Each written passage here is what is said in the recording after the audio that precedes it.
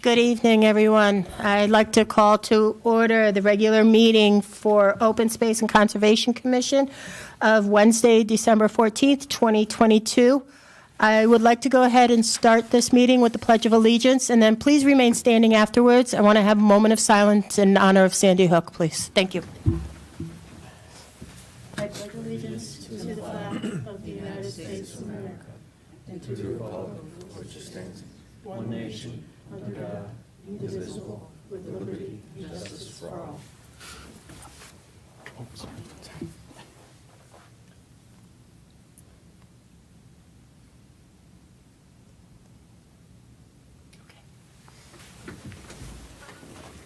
Thank you, everybody. I'd like to start off if there's anybody from the public that wants to make a comment in regards to anything that is not on the agenda for this evening. Hearing none? Okay, thank you very much.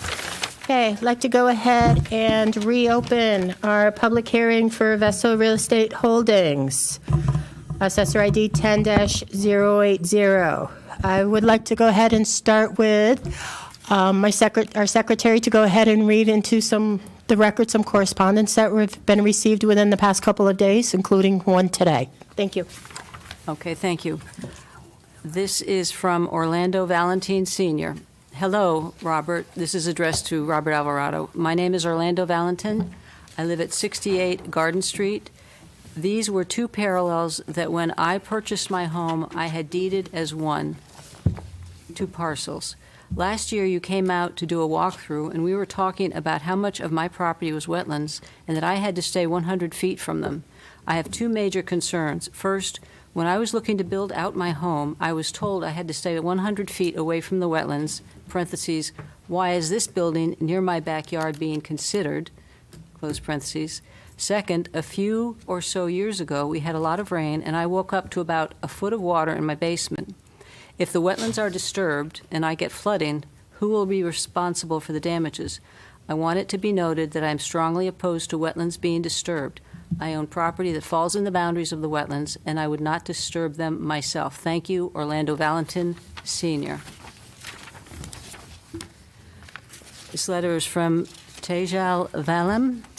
I would like to voice my opposition to the proposed apartment building at 2369 Main Street. This developer is not only encroaching on the upland review area, the plan also calls for paving directly on the wetlands. This would be in violation of the town's wetlands regulations. Although the developer has stated that these wetlands are not valuable, all wetlands need to be protected. Thank you, Tejal Valem, 45 Andover Drive, Rocky Hill. Dear Robert, in response to the notice we received regarding the 5-story apartment building at 2369 Main Street, we are writing to express concerns. We do not in any way object to the use of apartments in that location. However, we believe the 5-story building to be too dense for that property size, and the proposed design of the building needs much more architectural detail. The current design is very industrial looking. If you have any questions, please feel free to call me at 860-721-0033. Thank you for your consideration. Livingston Morris, member, 2340 Silestein Highway, LLC. Mr. Alvarado, please enter this correspondence into the record for the Rocky Hill Open Space and Conservation Commission's December 14th public hearing concerning the pending permit application submitted by Vessel Real Estate Holdings, LLC, for the property at 2369 Main Street, Rocky Hill, Connecticut, 06067. As a long-term resident of this town, it's hard to imagine that anyone believes that the proposed 5-story concrete building with 30 one-bedroom rental units and associated parking that is being proposed on a small 1/2-acre parcel in the center of Rocky Hill Village District is a net zero project with little to no environmental impacts. It is clear to see that the intensity of this proposed development in such a small area leaves no room to mitigate the environmental impacts that would be created by this development. The majority of this site will be converted from pervious soils to impervious asphalt and concrete, which includes filling in a portion of the wetland on site, completely filling in the stream bed on site, and the destruction of a stand of mature growth maple trees. There is no dedicated open space, no public access, and no vegetative buffer that could begin to mitigate the impacts associated with what exists there today. I had the opportunity to read the November 3rd peer review of the Land Development Plans for Residential Development report submitted by SLR, and I see that this proposal has a number of outstanding design issues that bring the technical feasibility of the proposal into question. Issues having to do with drainage, stormwater management, groundwater recharge, detention capacity, potential for increased flooding to surrounding properties, and more. Those are just some of the many issues our town and the surrounding property owners will have to contend with if this project is allowed to proceed as proposed. During SLR's review of the property, they also looked closely at the wetlands, the intermittent stream on site, and the natural vegetation. While SLR does agree that the wetland area is properly identified on the property, it does not change the fact the applicant still plans on filling in part of it for parking. Per the SLR report, the proposed small wetland restoration area proposed by the applicant, Vessel Real Estate Holdings, will simply, quote, do more harm than good, unquote. We have also heard the developer's experts tell us that the stream on site is nothing more than a, quote, unregulated drainage ditch, unquote, which SLR's experts clearly and definitively disagree with. What I see here is a watershed of approximately 5 acres in size that drains through this property via the wetland area, stream, and drainage area, along with the southeast property boundary. That has worked without incident for my lifetime and more. Now the developer wants to fill in the stream, the surrounding drainage way, and part of the wetland area and cover it with impervious asphalt. In addition to that, we are clearly going to see an increase in the amount of water that flows into this area because the majority of the property is going to be covered with impervious materials. The developer claims that they have addressed this with their underground open-bottom stormwater detention chambers that are set at a grade lower than the seasonal groundwater levels. This means that no one really knows what the reserve capacity of the chambers will be during any major storm event. In short, I feel that what is being proposed has not been adequately vetted and that the intensity, size, and scope of this proposed development is excessive and impractical at the very least. Aside from this, what I really want to address today is the point made in the SLR report where they stated, quote, the impact of additional clearing of native trees and or ground disturbance to create a small wetland in this area outweighs any benefits of the proposed creation, unquote. This made me curious as to why this may be the case, and I had heard during some of the previous hearings that many of the trees in the wooded area on site are large Norway maples. I remember that because the developer quickly pointed out that they were an invasive species and that removing them would be a benefit. Vessel RE Holdings has indicated they intend to remove the majority of these maple trees and that they intend to plant some wetland vegetation in a proposed small wetland restoration area in the back corner of the property, and that would be an environmental improvement over what is there now. Since this is yet another contradiction in the public record with this applicant, I queried the internet to see if I could discover why SLR stated that the, quote, creating a small wetland in this area outweighs any benefits of the proposed creation, unquote. Through the miracle of the internet, I found that Norway maples are considered invasive because they have large root systems and a strong metabolism that can take over areas and become dominant. These dominant characteristics of Norway maples is a problem when they are introduced to large tracts of forest, but that is not the case here. It turns out that the Norway maples offer important benefits to both ecosystems and the human-constructed environment. I found in-depth scientific research conducted on the Norway maple, parentheses, Acer platanoides, close parentheses, repeatedly found them to be near or at the top of the list of trees that remove a wide spectrum of pollutants from the air. One study showed that a single Norway maple removes and transfers 5 tons of carbon dioxide from the air over 25 to 30 years. The applicant, of course, has not shared this information with the Commission since it does not benefit their cause. I, however, feel that this is important information to share with the Commission so you can fully consider the value of what will be lost versus what would be gained here. Given that this housing proposal is adjacent to busy 4-lane roadway in the center of town, these Norway maples are contributing to the health of our community via improved air quality today, and, if removed, those environmental benefits will be lost indefinitely.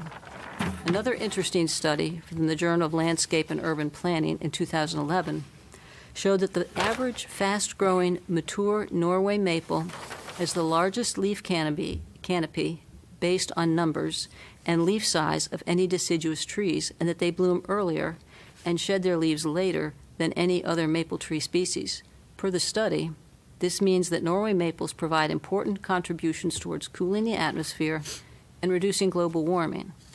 The leaves of the Norway maple were characterized in the study as, quote, nature's solar panels, unquote. The study also noted the fact that Norway maples, through the partner fungi attached to its roots in the soil, help to keep soils healthy at the same time they are removing carbon from the atmosphere. Vessel RE Holdings is telling you that this is a net zero development, but if these trees are removed, the net effect would be a net increase of carbon emissions into atmosphere from this property for at least 60 years. It would also result in an increase in the amount and type of pollutants entering the environment on and off-site. This is in addition to the immediate physical environmental impacts that will occur from filling in the stream and wetland areas. For all these reasons, it is my opinion that this commission needs to deny this applicant's request for permit to ensure that the wetlands, stream, and the natural vegetation along the southeast property boundary are protected and preserved as open space. Because the environmental impacts cannot be mitigated adequately due to the size, intensity, and scope of the proposed development submitted by Vessel RE Holdings, again, it is my opinion that such a decision is consistent with Open Space and Conservation Commission's charter to implement the purposes and provisions of the Inland Wetlands and Watercourses Act and implementing regulations adopted by the town of Rocky Hill. Sincerely, Mariella Manella, 110 Highland Street, Rocky Hill, Connecticut. Thank you, Secretary Kelly. Now you can breathe. Okay, just a brief on how the order of this public hearing is going to go. We're going to go ahead and have the applicant present their findings. Then we're going to have SLR, and then we're going to have the commissioners ask questions. Okay, I'm going to go ahead and start with. Thank you, Madam Chair. Good evening, everyone. Madam Chair, Commissioners, nice to see you all again.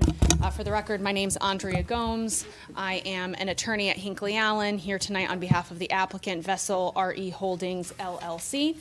With me tonight are Josh Levy, the Executive Vice President of Vessel, George Logan, Certified Professional Wetland Scientist and Registered Soil Scientist with REMA Ecological Services, and Matt Bruton, our Consulting Professional Engineer with BL Companies. I'm going to hand it over to Mr. Logan to kick our presentation off in just a second, but before I do, I just wanted to note for the record kind of the order of operations that we had here in terms of submissions to the Commission since we were last here in October for the public hearing. We did receive SLR's peer review report on, I believe it was November 4th. It's dated November 3rd, and we submitted our supplemental materials package responding to that on December 2nd. The Commission should have that. It's a bound package with tabs and an accompanying plan and stormwater management report.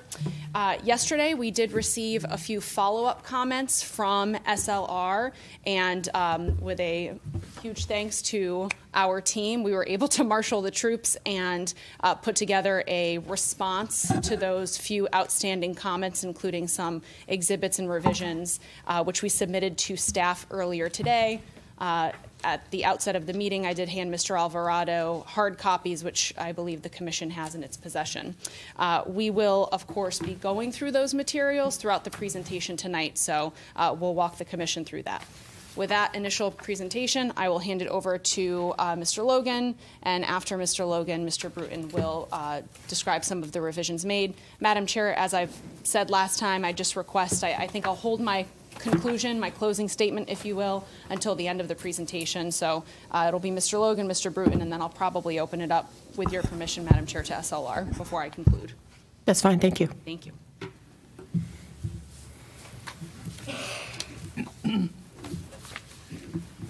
Well, good evening, everyone. George Logan for the record, Rema Ecological Services.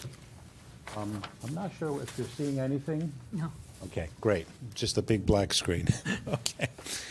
What I want to do is I want to be as brief as possible, but yet I hit some of the high points. As we were just told, we did submit today if you will, a further response to some of the responses that Megan had put in her review. And so what I wanted to do is just go briefly through those. So this is the letter that was submitted today with, I guess, yesterday's date.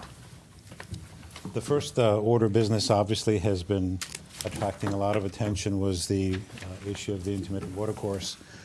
In our previous report back in November, we believe we gave enough information to give our side of the story, if you will, to show that in our professional opinion, this is not an intermittent watercourse.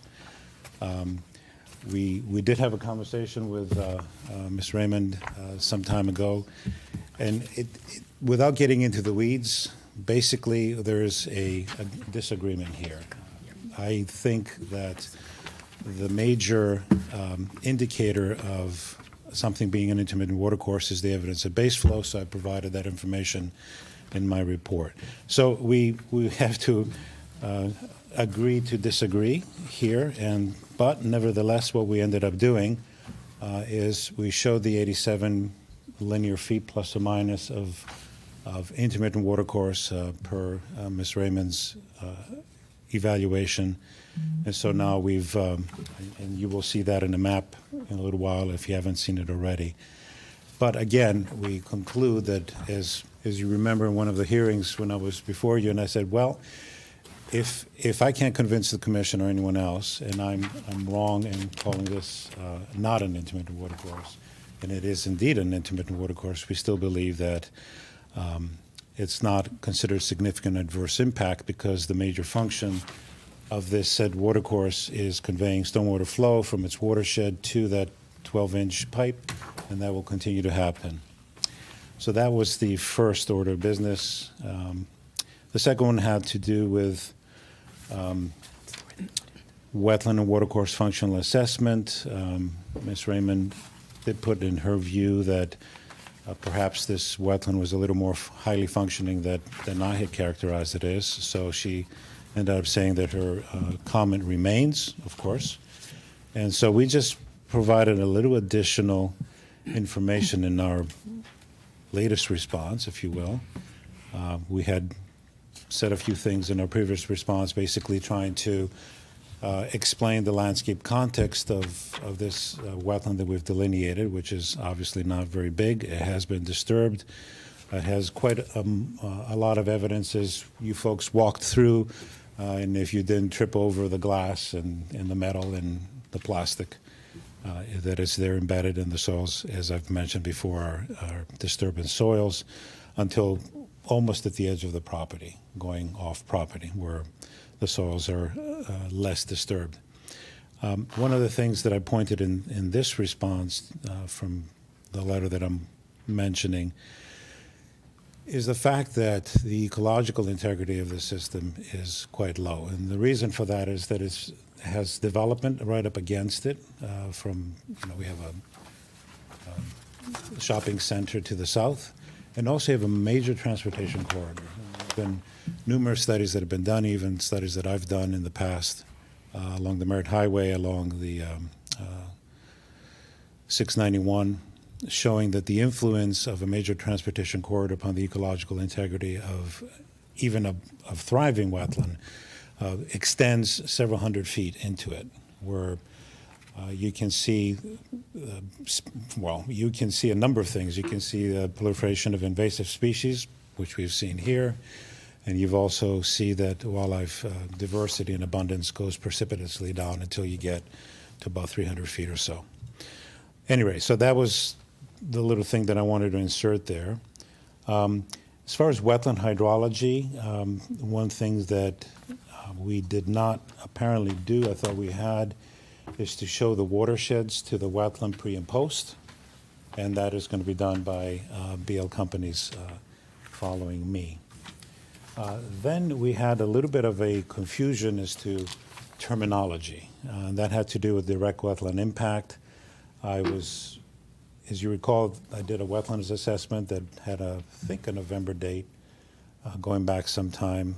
And in that, I had included a mitigation plan that was that colored map, as you might recall. And I called out in color some of these areas and what we were doing, the direct impact, and then something that I called a secondary direct impact, which was basically going to the limit of disturbance, which was not necessarily grading within the wetland, but cutting off some of the vegetation. And that I was proposing to enhance and or restore some of these areas. And so perhaps I should have used the terminology of temporary direct impact instead of secondary. So now we're using that terminology also as temporary direct impact. Then the mitigation. I think we've conceded that we're not going to do the little mitigation on the other side. In my previous report, I said, well, there's, in my experience, there's low impact machinery, small track machine that can go out there and do some of this work. We're actually going to be enhancing and restoring that wetland anyhow with planting, so we could do that work first. We use also some hand tools and hand laborers. But at the end of the day, we basically said, okay, we're not going to do that. We're just going to plant it up. We're not going to even take out the Norway maples there. We heard a whole discussion of Norway maples. And you will be happy to know that many of the Norway maples will remain. And we also have some silver maples there that are large. You've seen them, and those obviously are not going to be touched. So as far as the mitigation, and you'll see the sort of a revised, not so much the mitigation plan, but we've recalculated some of the areas, so that will be spoken to a little later, so you can have the final numbering as to comparison of what's being taken and what's being enhanced and or restored and or created. And in that, Ms. Raymond's report, she wanted to have a little more information, and this goes to the proposed mitigation under number 7, on what's going on as far as which invasive species are going to be taken out, which methodologies are being used, how they're being used, et cetera. So what I decided to do is, okay, and probably this is something that I should have done already, I provided a 4 pages, single space in the back of what I'm calling implementation notes for habitat restoration enhancement and control eradication of invasive plant species. And everything you need to know about it. The only thing you don't have in there is the planting tables, which are already on the plans. And these are the 4 pages that are attached. And this is a kind of a typical thing that we do. And there's an introduction, and you will see at the last, I don't know if you have it, but in the first paragraph, what we're saying, only saplings and seedlings of Norway maple will be removed. Mature Norway maple trees, which provide ecological services such as shading, food sources, and soil stabilization, will be retained, which I think answers the gentleman that letter that we heard a little earlier that went into the record. These notes talk about the mechanical removal of invasives, how it's done. They follow up invasive treatment with herbicide. So that's stage 1. The bulk of invasive removal is typically recommended by DEEP and the CIPIWG, Connecticut Invasive Plant Working Group, to use mechanical methodologies, and that followed by specific, very controlled herbicidal treatment. And that's in here also. And it also mentions, for instance, that all herbicide applications is to be done by Connecticut Certified Pesticide Applicator. And then it talks about the kinds of treatments. We have foliar treatment for seedlings, and basically, if you've probably heard this before, we recommend triclopyr and not glyphosate. Triclopyr does not spread into the surrounding soils to any great extent. Glyphosate does. And also that we use one of those adjustable funnels that you've probably seen, where you basically surround your seedling and you spray in the funnel so that you don't have overspray all over the place. And then you can adjust it to the next size, etc. So that's another methodology. And I know that some towns don't like the fact that herbicides are proposed, but if you look at the methodologies that are promulgated by Connecticut DEP for invasive control, if it's going to be successful, you have to also consider using herbicide application as long as it's done properly, with proper methodology and proper product. And so, and then in the, there was Ms. Raymond wanted to see, as far as the monitoring and maintenance, to go out to 5 years. And we typically, for these smaller jobs, which are, it's not a large area, 3 years are pretty standard in our business. But I understand that sometimes things don't work out the way we would like to. So what we've said is, for monitoring follow-up, that if we don't meet some of the goals, which is 85% success or survival of the planted stock, and if we see less than 95% of the invasive species being eradicated, control, and this is the note here, the last note, the wetlands professional may recommend remedial actions such as additional planting and invasive control, and extend the monitoring period for an additional year. And this will be documented in a report to this commission. So that's the typical way. If at the end of year 3, so the bulk happens year 1, the implementation, and then you have monitoring and maintenance happening year 1, right after the implementation, year 2, spring, fall, year 3, spring, fall. And at the end of the monitoring maintenance period, if someone like myself goes out there and says, things didn't work out as well as we want, we need an additional year, then we get an additional year. And so we set the standards of 85% and 95%. So that's what I would like to say. But another thing that I just thought of, one of the first times that I visited the site back in 2015, there was an infestation of Japanese knotweed in the level place where now there's grass.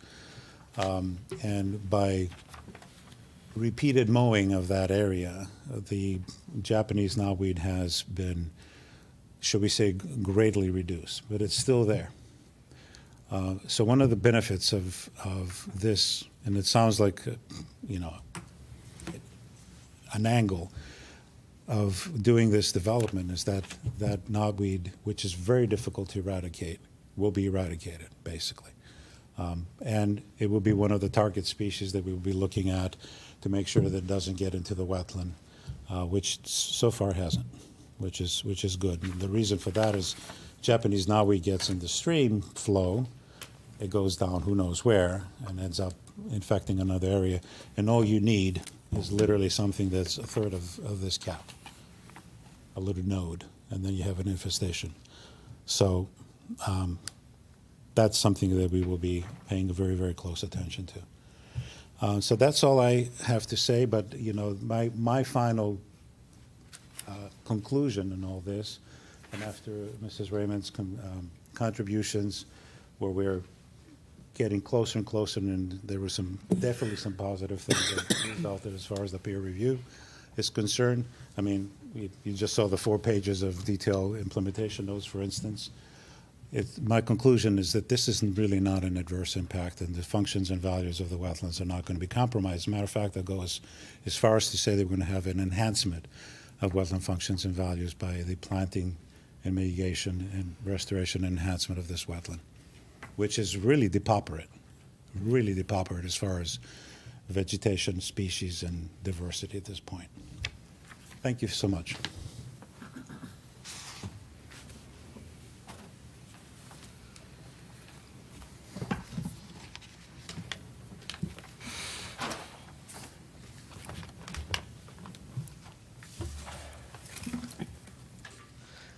Good evening, everybody. For the record, again, my name is Matthew Bruton. I'm a professional engineer from BL Companies, located at 100 Constitution Plaza in Hartford, Connecticut. As the attorney said, I'll obviously walk you through some of the comments that we went through with your peer reviewer, SLR.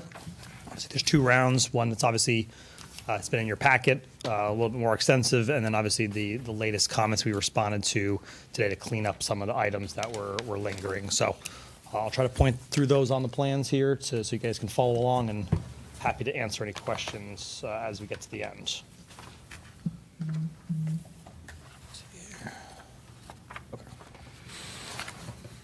So in general, the first round of comments from SLR related to the engineering associated with the site. Obviously, there was, let me see, close to 15, 16 comments related to either engineering, grading, some functionality of the site. So I'll just kind of hit some of the high levels.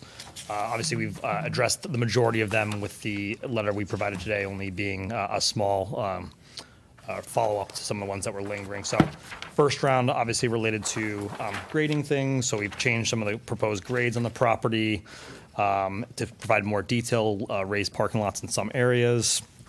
There was comments related to trash enclosure areas, and I'll show you that we've expanded that area for the needs of the proposed applicant's use here. There was also comments related to adding silt fence adjacent to the proposed wetland area, which have been added to the plans. There was comments related to vertical separation between the proposed finished grades and the stormwater management system that we had provided. We've changed that system to provide that adequate coverage over the system. I'll show you how that played out on the plans as well. There was discussions about water quality, the type of discharge from the site post-development, and groundwater recharge that I'll get into when you can see the plans in front of me here. And obviously, what George touched upon, significant additions to proposed plantings and wetland mitigation and wetland creation on the plan as well. So I'll point out some of these as we walk through the plans. So what you see here up on the screen now is the site plan. Some of the revisions that we placed are obviously bubbled in red. So obviously the first one you can see adjacent to the notch in the building on the upper left-hand corner is the expansion of the trash enclosure area. Again, sticking with the bins for the use as it's more appropriate and operationally functional for the tenant here than a dumpster enclosure. And then in addition to this, depicted on this plan, you can see along the edge of the wetland and the proposed curb line, we've added a fencing area there as well. That will actually help buffer anything mitigating into the wetland, and then obviously it helps as well with keeping snow plows from pushing anything over the edge of the curb line there. I'm gonna come back to this one. Grading and drainage. So as I mentioned, as part of the SLO's review, looking at several items related to this in terms of the type of system, the location of the system, the functionality of the system. Just to remind everybody, the goal is to provide a system that complies with the 2004 Connecticut Stormwater Manual. The goal is to match existing drainage patterns, mitigate peak flow, and provide 80% TSS removal. In addition to that, SLR was looking for us to provide water quality, volume retention, and recharge on the property. So the system here has been changed slightly. You can see the red bubble on the location of it. So this changed to a precast concrete storm trap system to deal with some of the coverage issues that we had before. So that's where the location changed and the type of the system changed. We still are matching the existing drainage pattern. So as you guys all saw on the site walk, everything comes down to the corner of the site adjacent to Main Street and discharges to the DOT system. That's all remaining. Mitigating peak flows.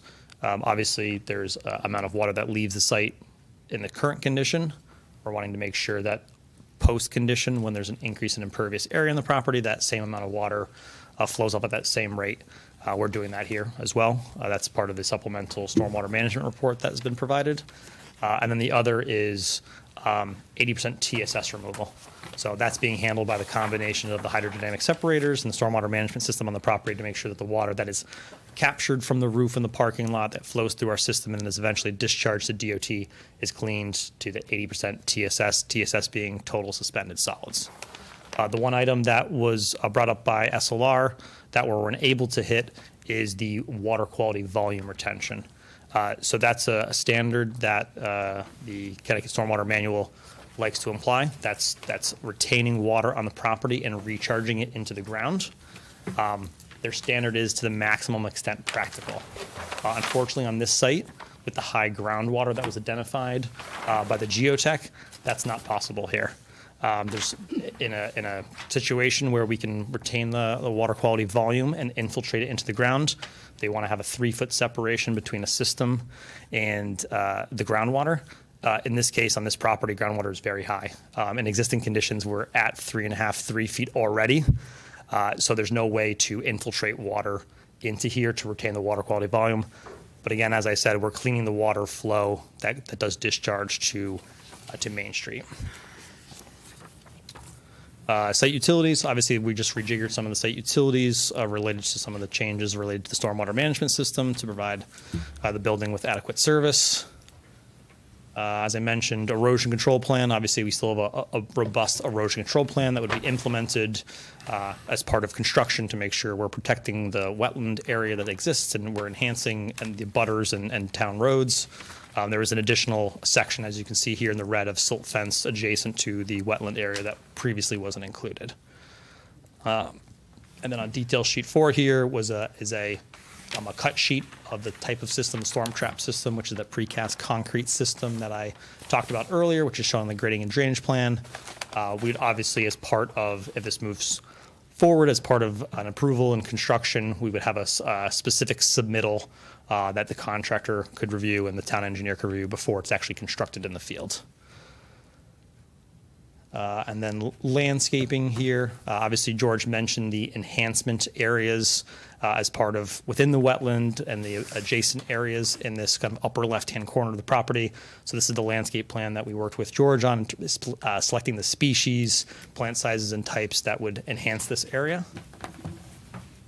And I'm going to go back now to the prior page here, so this conservation plan area. So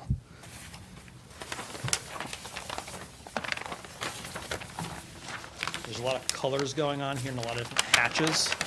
So I just want to kind of walk you guys through what we're proposing here. So, Trying to see if it's here.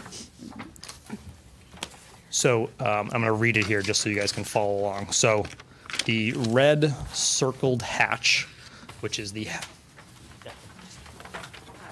Apologies, Madam Chair, just to confirm, and sorry for the interruption, this is attached to the hard copy that the commission received today, has BL's logo on it. It's one of the plans attached. There's a lot of plans going around. right. Thank you. It's labeled as CC1 in the lower right-hand corner.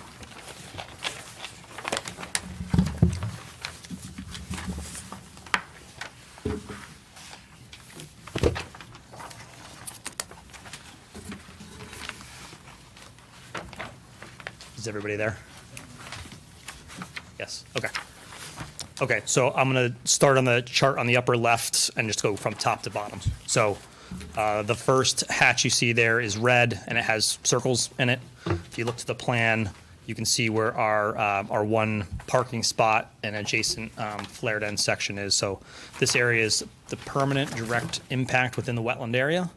And this area is proposed to be graded and to be filled, as you can see, adding our parking lot there. It's approximately 167 square feet.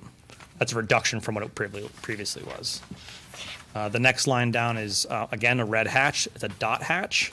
You can see on the right-hand side on the actual plan, it starts around the flared end section drainage and is a sliver that kind of goes along the parking lot. So this is a secondary temporary direct impact within the wetland area that's going to be proposed grading but restored to wetland area, approximately a little under 600 square feet.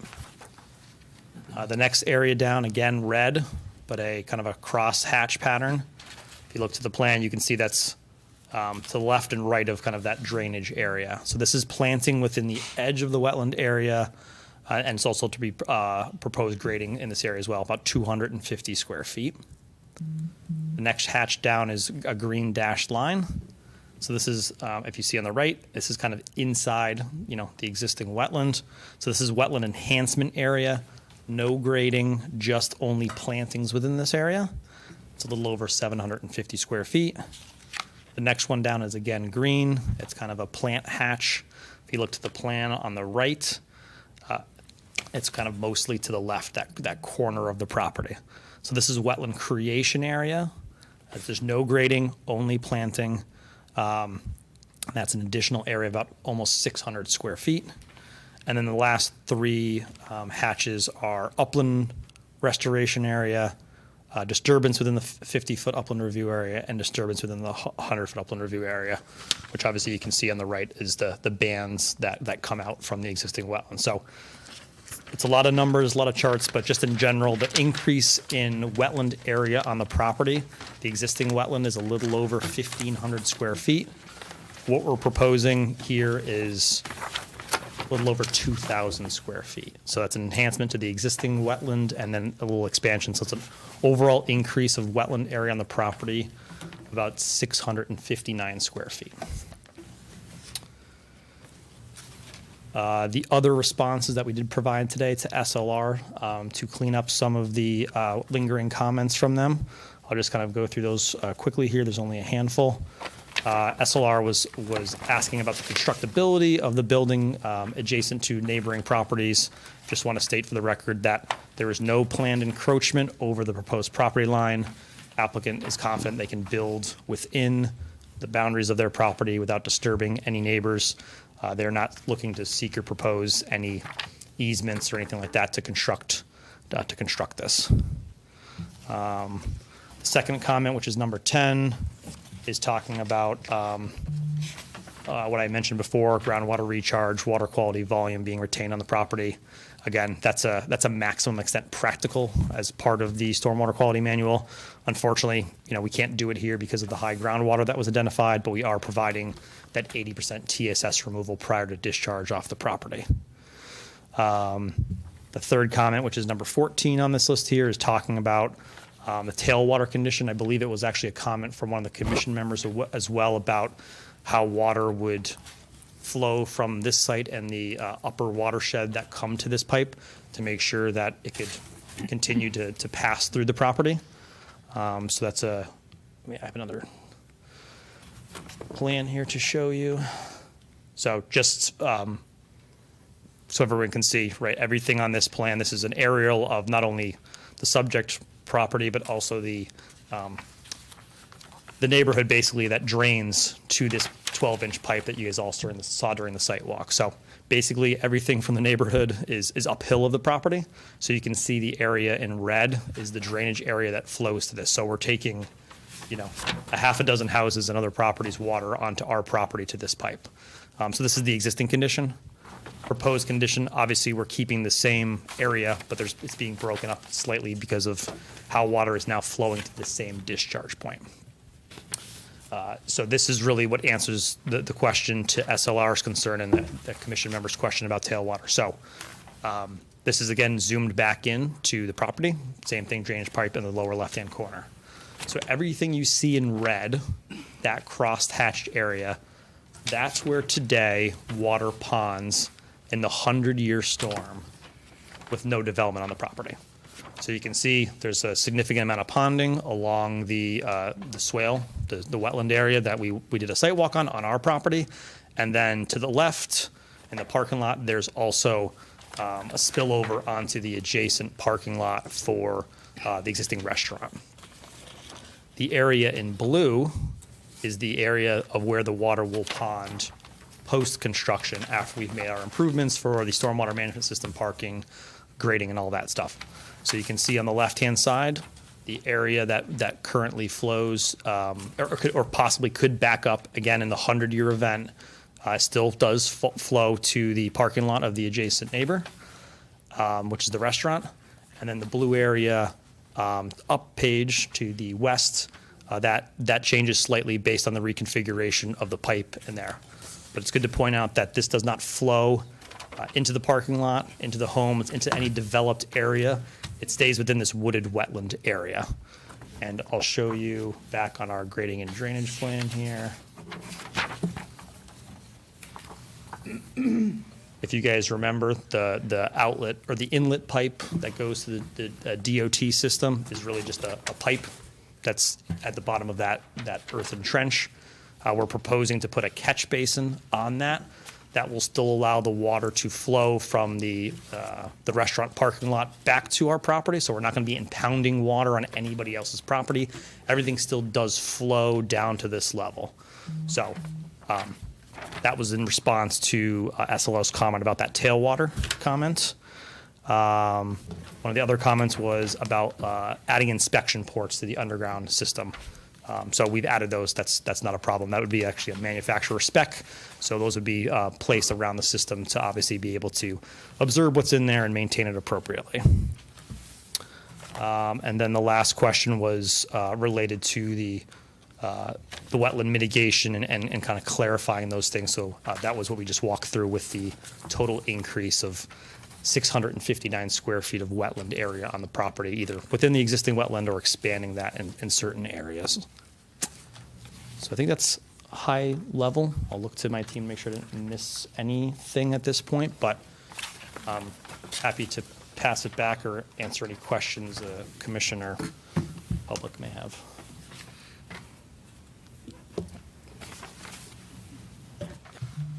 For the record, Andre Gomes, counsel for the applicant. Madam Chair, at this point, we've given, again, this was supposed to be not a line-for-line review, but a higher-level overview of the back and forth with the peer reviewer and the supplemental materials. So through you, Madam Chair, if you want to hand it to SLR, we'll be on standby to answer questions and respond. Let's go ahead and hand it over to SLR. And then we'll go into questions from Commissioner.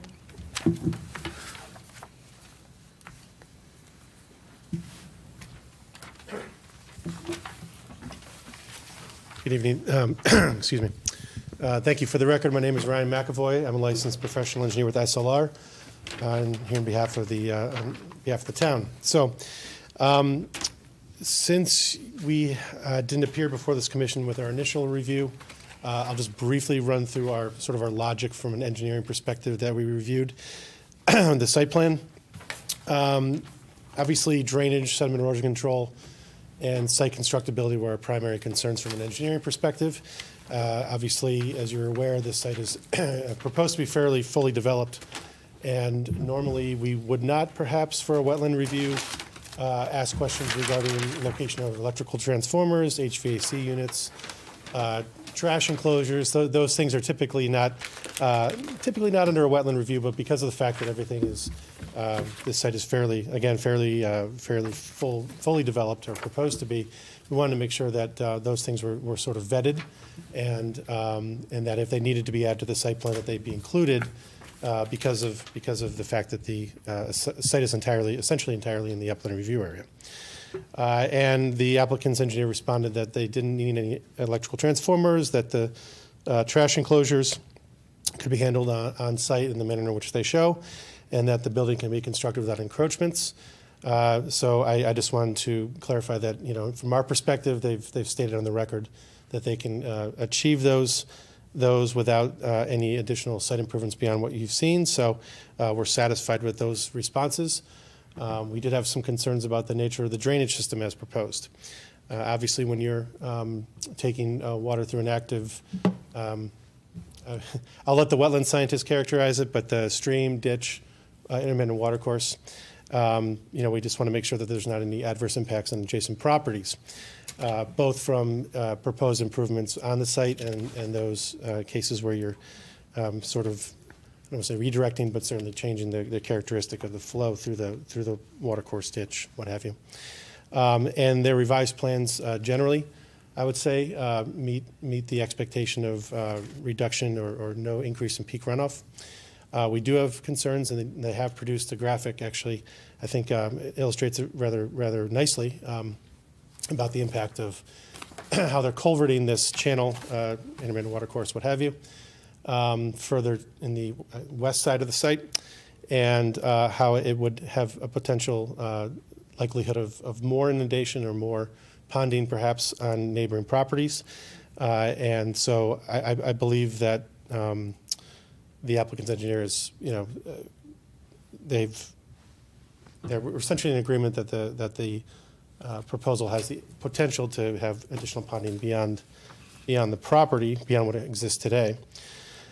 In terms of the changes to the plans that we've received today, I would say that one comment that I didn't make, which I omitted, I should have commented on, and I think it's something that I would imagine they can agree to, would be that when you're collecting runoff from this stream, from this wetland, through a natural watercourse and putting it into an underground stormwater detention system, certainly the collection of debris within the underground system would be less than advantageous. So at the inlet to this underground system, or where they're picking up the channel with a 12-inch pipe, that there be some form of a trash rack enclosure to limit the amount of debris that has the potential to get into the underground system and cause out of sight, out of mind clogging. But the comment about water quality, it is a typical of a site plan where you can provide primary water quality treatment practices such as infiltration, vegetated swales, things of that nature. Where you can, you certainly make an effort to try to provide that. Obviously, the site does have challenges with the size of the property, the fact that there's a stream in place, and they are providing for hydrodynamic separators, which industry standards do provide 80% removal of total suspended solids. But I just would like to point out, just for the Commission's perspective, that there are no primary treatment practices as defined in the 2004 DEP Water Quality Manual. And with respect to the wetland responses, I will turn it over to Megan Raymond, unless you have any questions for me. No, we're going to hold questions until the end. Thank you. Thank you. Good evening. My name is Megan Raymond. I am a registered soil scientist, professional wetland scientist, certified floodplain manager with SLR, where I'm a principal scientist and wetlands and waterways lead.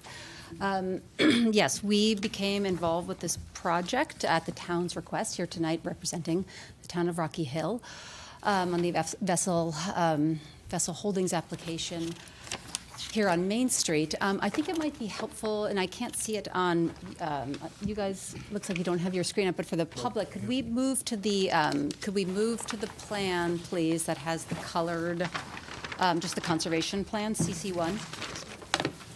Perfect, yes, thank you. Okay. And I'll get into that in a minute. Excuse me, Ms. Raven, could you just move the mic up and speak a little bit louder, please? Thank you. Yes, I'd be happy to. Usually no one has me do that. Thank you. I'm happy to repeat my introduction as well if you'd No, like you're to fine. go through the credentials again. Great, fantastic. That does sound better. So when we first went out to the site, we wanted to, when we look at projects like this, we'd like to establish the identification of resources was our first objective. In looking at the property, you have all been to the site. It's quite a small site, about a half acre or so on South Main Street. We're looking at it sort of orienting, well, north is to the right here. The property has been developed. There's previous disturbance on the site, but there is a drainage corridor in the rear of the property that originates off-site to the west. And the area, as we've talked about, is about a 5-acre watershed. And it's a shallow valley that is broad in the off-site area. And as you move onto the site, it becomes constrained between areas of development to the north and to the south. And moving through the site as it moves to the east, the resource becomes more constrained. The wetland transitions from a wetland to an intermittent water course. That was our first kind of charge of the site, was looking at the conveyance feature, the connection between the wetland area and a potential intermittent water course. And our interpretation of that feature is the ditch does qualify for protection protection under the Connecticut Inland Wetlands and Watercourses Act as an intermittent watercourse because of the presence of defined bed and banks, as well as actually all of the three characteristics that are required for an intermittent watercourse, which are evidence of alluvium or detritus, presence of flowing or standing water for a period longer than a storm event, as well as hydrophytic vegetation. We did observe each of these characteristics within this feature, and therefore did recommend the acknowledgement or the delineation of that intermittent watercourse on the site plan. I understand from communications today, through Remus Communication, that they have they've established that feature, that resource would be identified on the BL site plans. I do not see that identification on the site plans, nor do I see a call out as to the direct impact to that feature, but it is in writing somewhere. Maybe I missed it on the plan. We were trying to go through things very quickly as we were preparing for this evening. Moving on from that delineation, what we then wanted to kind of get a sense of is the long term, the nature of the impacts as it relates to short-term impacts, short-term direct impacts, short-term indirect impacts, long-term direct and indirect. And we look at that from a couple of different ways. Really important in the evaluation of long-term impact are establishment of wetland hydrology, the maintenance of wetland hydrology. We have a site that we're getting compressed here. We're kind of squeezing in on this feature, making it quite a bit smaller. I look at this area. I see the lack of vegetation within it as an indication of an active hydrologic system, and I think that's actually been evidenced by the ponding figure that you do see. We do have an area that does have flashy hydrology to some degree, and that ponding that does exist in this wetland has limited the vegetative extent within the wetland. So I do have questions, I guess, long-term in terms of the maintenance of the proposed plantings, but we can kind of get into that in a minute. So looking at wetland hydrology in the long term, obviously there's going to be modifications of hydrology through the direct fill, the loss of the water course, as well as just the nature of the impervious area on the site. We're not going to have that natural drainage system or natural drainage feature that exists today that flows from north to south, but rather there'll be modifications with the proposed impervious area. So that is something that I do think that over time, you're certainly going to have that conveyance of the off-site feature continuing onto the site. So I think that the portion of wetland that will remain will likely still remain wet. It's not going to be completely starved, but it will be modified. Looking at the actual impact numbers, I'm still a little bit confused, to be honest with you, even though I've been doing this quite a bit of time, but in terms of the establishment of impacts, of actual impacts. When we look at impacts in wetlands, we like to kind of call them out as direct impacts or indirect impacts. And you can have a direct impact that is permanent, i.e. fill, loss, and you can have a direct impact that is temporary, that's going to be restored. When we look at this plan in front of you with the green and the red, we have this area that's shaded light red, which is secondary, temporary, direct impact in a wetland area, but yet we have a pipe and a culvert in that secondary impact area that says is going to remain or continue to be wetland. That looks to me, that particular area, at least to the face of the culvert, should be characterized as a direct wetland impact and likely a loss, at least where the pipe section is, unless that's an open, which I don't think it is, that's a pipe section, but maybe you guys can clarify that later, but that seemed to be still a question for me. As well, the numbers just still don't really add up. When we look at this proposed planting within the edge of the wetland area and counting that as wetland, 245 square feet, if you look at the figure, that area is actually outside of the existing wetland boundary, at least as it's shown on these plans. So that's still, I think the clear delineation of those features of the total direct impact, direct impact that is temporary. I think they tried to do that with this figure, but to me it still seems overly complicated. The other component of this is, as I understand it, the wetland creation. There's a establishment or verbalization from the BL folks that you're gaining wetland of approximately 600 and change square feet your wetland creation area on this plan is 581, but yet you're not grading to create that wetland, you're just planting. So I would think if you're not grading down to the wetland elevation, that would be upland buffer enhancement as opposed to wetland creation. So I'm just not sure how you're creating a wetland without any grading there. The other component of that is getting into the invasive species removal or some of the enhancements. I did notice on Mr. Logan's monitoring and maintenance protocol, that was for upland enhancement. That was for upland enhancement only. And that would make more sense because I think that's just what you're doing is this upland enhancement feature. But I would, so this is, it's just for the upland components, I guess, a wetland, and then the plantings in the wetland.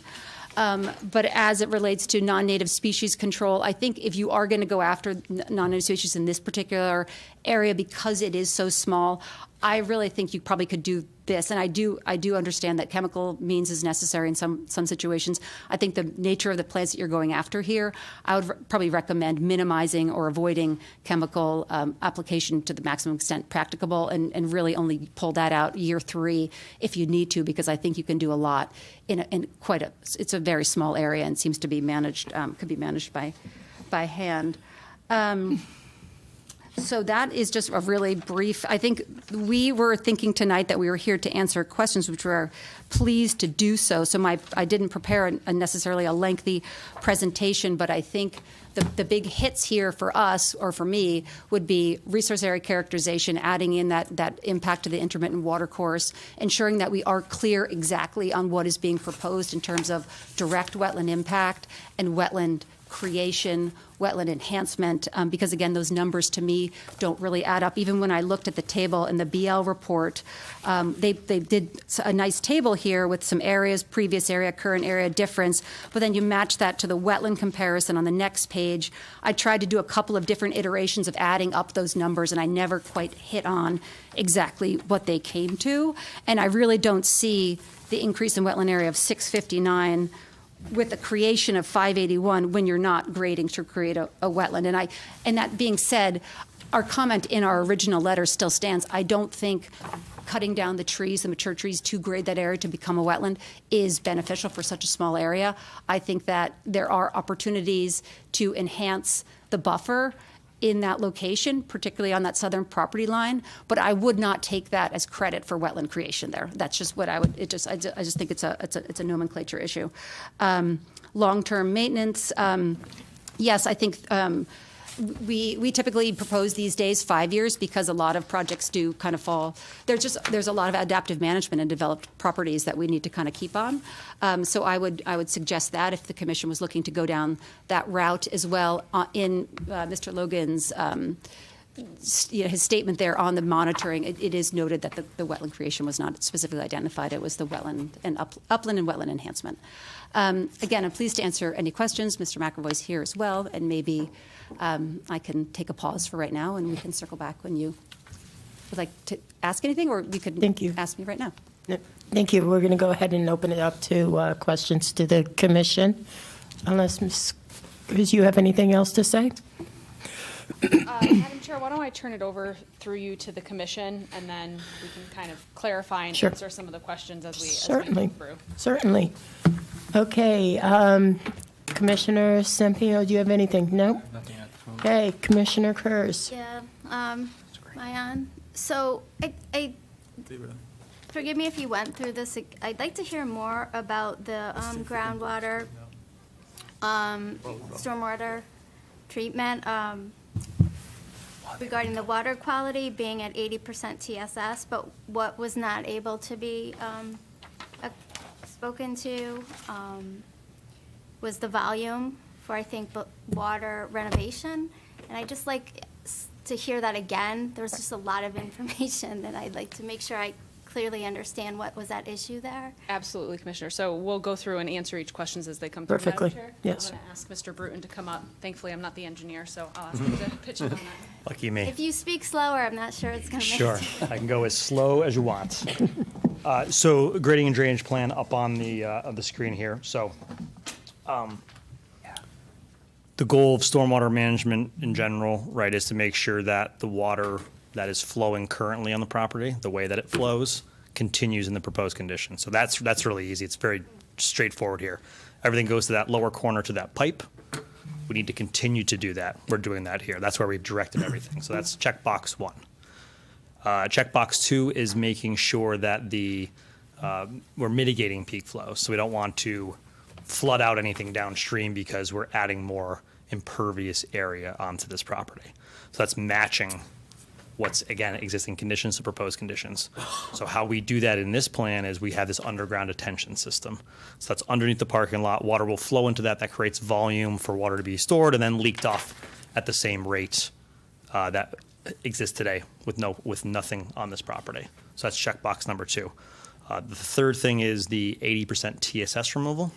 So that's total suspended solids. So in general, that's the grit, grime, trash that is picked up on a parking lot. We want to make sure that is removed from stormwater, up to 80% of it, so that when it does flow off the property, it's clean, quote unquote.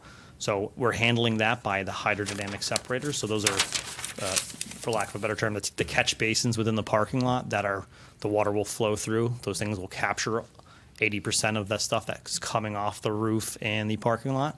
Those would need to be maintained, so, and cleaned on a regular basis to make sure they're functioning properly. So that's the second thing. So the one thing that SLR pointed out, which I was speaking to, was the water quality volume. So the stormwater quality manual wants you to hold back a certain amount of water and never let it off the property. And the only way you can do that is if you can infiltrate it into the ground. Because otherwise, it'd rain once, you'd hold it, it'd have nowhere to go, another storm would come, and it would cause a problem. So the only way to do that is to infiltrate. But the code allows to with the maximum extent practical, meaning that you're restricted by how well the soils can let you infiltrate. In this case here, with the geotech that we have, site investigation we've done, groundwater is really high. So water can't infiltrate into the ground because groundwater is already there. So we can't recharge groundwater here. So we would love to if we could, but we can't. And that, what you're saying is that you're, Excuse me, Commissioner Kurz, could you speak into the microphone, please? so Thank just to you. make sure that I understand that your position is because the groundwater is already high and the soils aren't being saturated, for lack of a better word, then you're unable to do anything because Correct. nothing is happening today. That's your position. And okay. Correct. Yeah, it's the code requires us to do that to the maximum extent practical. We're limited by the soils and the elevation of the groundwater, so we can't do it. Okay. That's, well, I have a bunch, but please, I'm sure you guys will cover. Madam Chair, if I can just add one more thing. Sure. And just putting it in lay terms, again, not the engineer, thankfully, but the point is, as Mr. Bruton was running through kind of the goals that he Yes. was saying, right, the maintain hydrology, the point is we meet the industry standards, and we still fulfill the state standards for stormwater quality. So there's kind of the ideal situation, which would be the infiltration, but that's not possible given the makeup of this property. But the standards are met. Yep. Thank you. Thank you. Commissioner Stevens. Okay. One of the things I just want to point out on your map, if you're going to concede that the swale or trench, whatever, is now going to be considered a water course, Right. it would also be regulated. And so your upland review area line on the map would obviously be pushed over because it's not shown correctly. So probably, what would you think, 90% of the site or more is now in the upland review area? I'm going to look to probably George It remains the same. or Matt, Because he's saying this. the map guy. Again, map record. Yeah, so if the trench swale is considered that, then yeah, I'd 'Cause say I almost think the it- I majority think- of the site, I'd say almost maybe 100% of the site would be. Right. Maybe the lower right-hand corner on the page maybe would be out of it, but. Okay.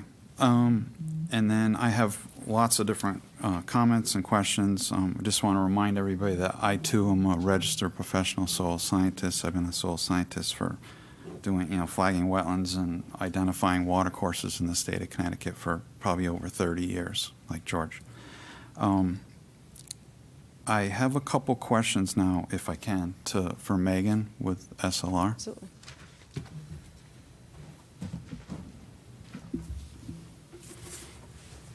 I'll be easy with you. We haven't met yet, but I'm Scott. I'm here for you, Stevens. so. So one of the questions I have is the amount of impacts with this proposed plan. Will it trigger of the need for federal wetland permits?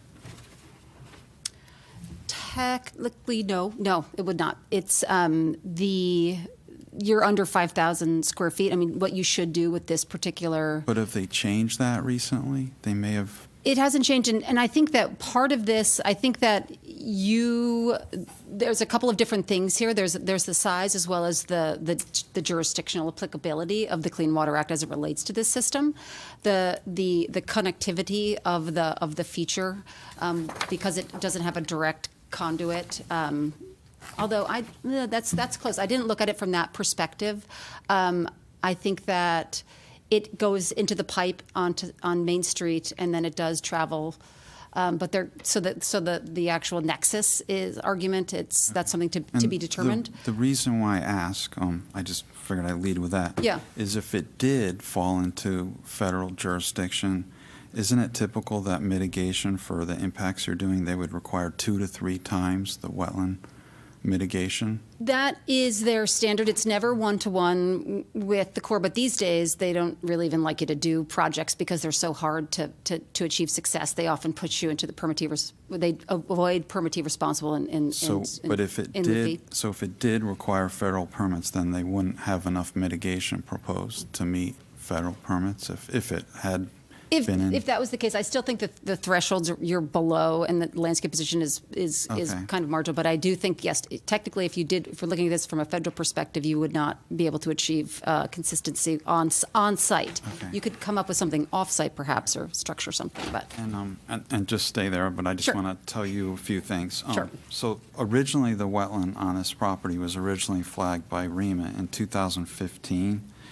And at that time, and then recently, we got these plans, and I've mentioned this at other meetings on this application, that there was about 25 additional feet of wetlands that was originally delineated, and then recently it's been pushed back 25 feet.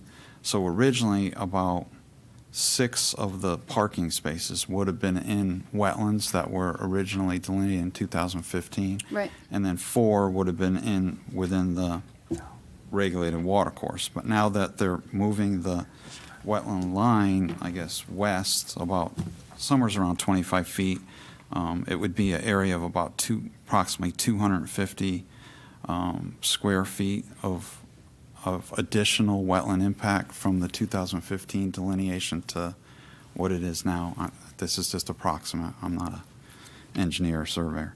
So I just want to let you know about that.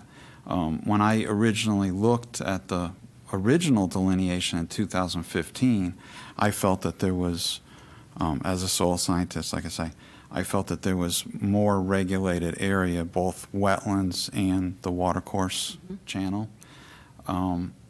And I guess my question to you would be, if you were delineating this as a soil scientist, do you feel that part of that swale would also be, beyond what their delineation is right now? Do you think that it could be a aquence or even possibly a fluviquence, eudafluvence type of floodplain soil type? Would you have flagged additional regulated wetland area? We looked at that. We did not look to flag additional wetland area there so long as that transition to watercourse was properly identified, because that's just, I think that feature is the broader valley, and then it compresses with development into the ditch.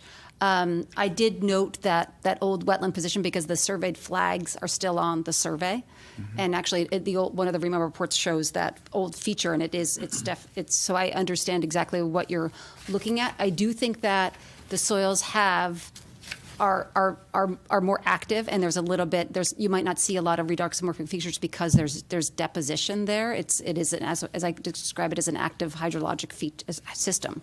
But I do think that so long as that transition from wetland to watercourse is properly identified, I would be comfortable with that, and not add on. I think it was 17, maybe 17 feet Okay. west. Because Yeah. there was a lot of discussion and presentation about soil colors, the chromas, the mottling, and all that. And if part of this was considered a fluviquince eudifluvens, as you know, you can go from anywhere from moderately well drained to poorly drained. Right. And the soil colors, modeling, and it really doesn't pertain to that because it's a floodplain soil. Exactly, and it's obviously we're not in a technical floodplain. Obviously the Connecticut River is our adjacent water body, and we're out of the floodplain here. But I do think that we do have a localized drainage corridor. Again, that's active, and I did see. I mean, you see that deposition in the soil profile. But I don't think I would.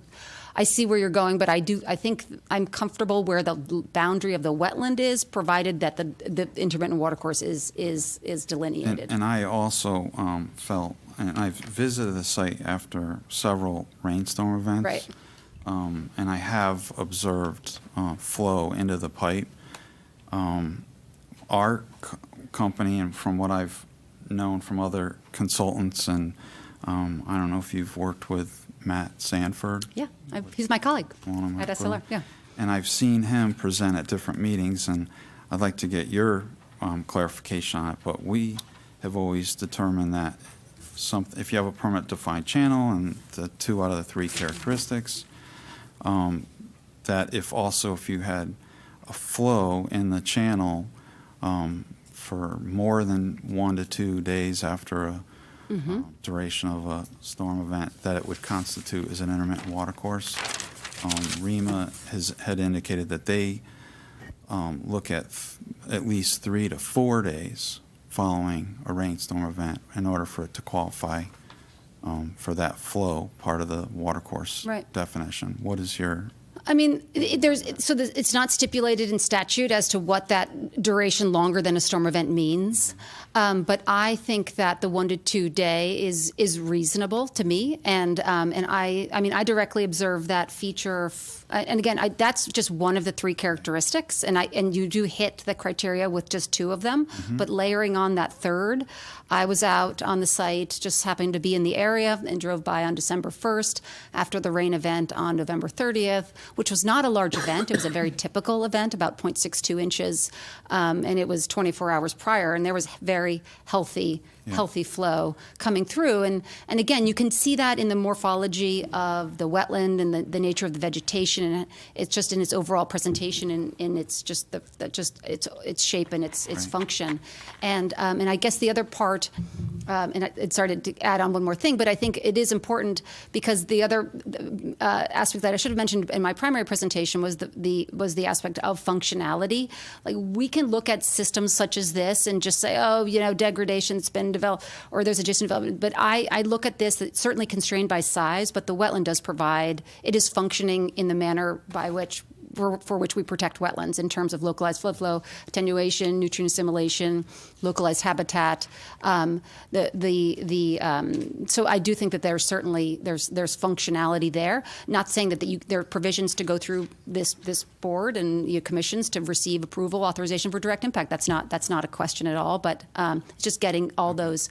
I don't mean to beat a dead horse, but I did also see flow into the pipe, like say 3 to 4 days after one of the storm events. A couple of the other ones that I saw, there wasn't flow in the swale or the ditch, whatever. So it is intermittent, definitely. You know. It was such a dry summer too. As far as, have you discussed the duration of flow criteria with Matt Sanford? And just so you guys know, Matt Sanford, who's also a soil scientist and works for your firm, I guess, was also the past president of the Connecticut Association of Wetland Scientists, so he's very knowledgeable about wetlands. Would he agree that it would just need to be 1 to 2 days after a storm event? Yes, we've talked. Yeah, that's how. I mean, we have a we have a consistent approach in our company when we go out and flag systems. And again, just to reiterate, this is just one of the criteria for this particular water course that already achieves the Right. definition with the other two. Right, I saw all three Yeah. also. Yeah, and I think you also have to kind of look like just regionally in terms of your precipitation patterns. I mean, we did have such an interesting year this past, or this very, with Mm-hmm. extreme drought this past summer. So there are localized variabilities, and you just have to look at Yeah. watershed size and a number of different characteristics. So. Okay, and I just have one more thing to Yeah. ask. Have you seen the MDC GIS map for the site that shows the water course going through the site? Uh-huh. And then did you also see that there's another water course shown on the map that starts on that property to the south? You can see that in the field. Yeah, It's and yeah. I did see water flow in there. I didn't have a chance to go back 1 to 2 days. I was there maybe just one day Mm-hmm. after a flow, and there was significant amount of water on the adjacent southern property. I guess the address is 2399 Main Street. Do you think that off-site swale where I saw the water flowing, would that be also considered an intermittent water course? I didn't look at, because that has, some of that's coming off the parking lot. So I didn't necessarily see, and I didn't see that it wasn't as defined bed and banks in that location. So I didn't see the need to add. There's a definite channel. Yeah. Are you talking, so there's two rivulets that come in. Are you If talking wanna about the see it, western I one? can show it to you right here. If you want to see it. Sure, I guess. So there's another defined channel right Oh, there, right. and Yeah. that's where the water, and then it enters in right before the pipe. Right. Yeah. So that is obviously a chunk of that is off-site, but as it extends onto our site, you'd want to capture both That's of right. those. I was thinking of there's another actually rivulet that up, comes so- in that further west. Okay, I didn't Yeah, see that one.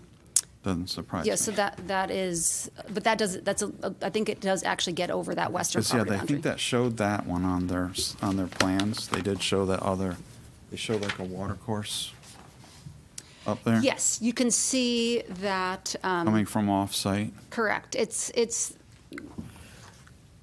to the south there. correct. So in essence, if that off-site area was considered a regulated area, then that would also be within the review area to this project, in essence. And I had asked Bob in an email today, actually, Bob Alvarado, if you want to talk, Bob. Yes. Were the wetlands ever delineated in the OC property? in the past? They were delineated in the past, years and years ago. I do not have those site plans there, but they weren't shown here. But I'm sure that they were delineated once that development came before us some years ago. Do you think they showed that channel on the OC property as a water course? I thought they did Okay. when they were done, yes. Okay, so I think we're Okay, done. great. All right, so now I'll just go into my general concerns. Sorry, everybody. I'm trying to be concise here. You're not done? I just started. Okay, so basically, my overall concerns are the density and extent of the proposed development with grading and impacts near the property lines, along with both direct filling and indirect impacts to the wetlands and water courses are, obviously concerns of mine. And that could be both impacts associated with both on-site and off-site, if, considering these, the swale that's on the OC property, or even possibly flooding onto the OC property, depending on what happens with the development. The proposed filling of the wetlands and the water course channel would be building, the proposed plan would build 10 parking lot spaces in this regulated area, and that's about 30% of your proposed parking on the property. So that's a concern of mine.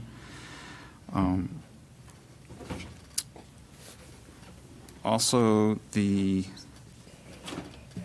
proposed increased, flooding on neighboring properties is my concern, including the like I said, the flowing water that I saw in the swale at 2399.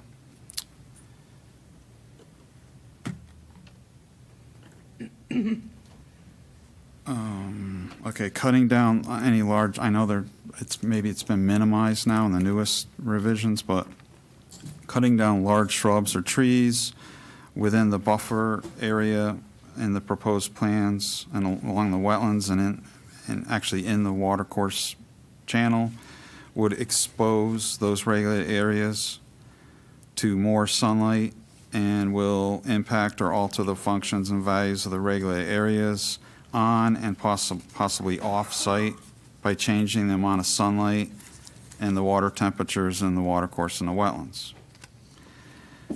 Let's see. The proposed mitigation are planned either within regulated areas on site and or within the review area is a concern of mine, which actually impacts existing wetlands and buffer area. And I don't think the impacting of regulated areas and then mitigating them as part of the plan is either appropriate or prudent. And then I have concerns about the stormwater runoff. I think you discussed it a little bit. The treatment of the stormwater is indicated by SLR, and possible flooding as a result of the proposed development. I have concerns regarding how close the proposed development and the grading will be to the property lines. I think SLR said it would be within 4.5 feet of the property line. When you start getting that close, there's usually issues with grading. And just the general, the density and intensity of the proposed plan is, being close to regulated areas.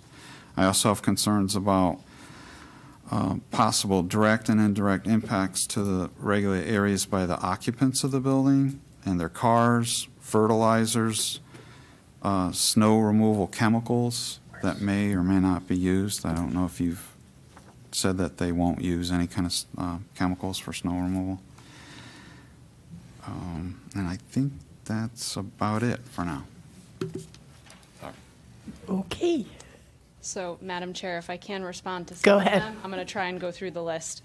Overall, I just want to say, and this is with all due respect to Commissioner Stevens, the one thing I'm not hearing is a demonstrable, quantifiable adverse impact that will arise as a result of this development, which is the legal standard here. I'm hearing a lot of concerns about things that might happen, but we have... You've got direct wetland impacts in the watercourse.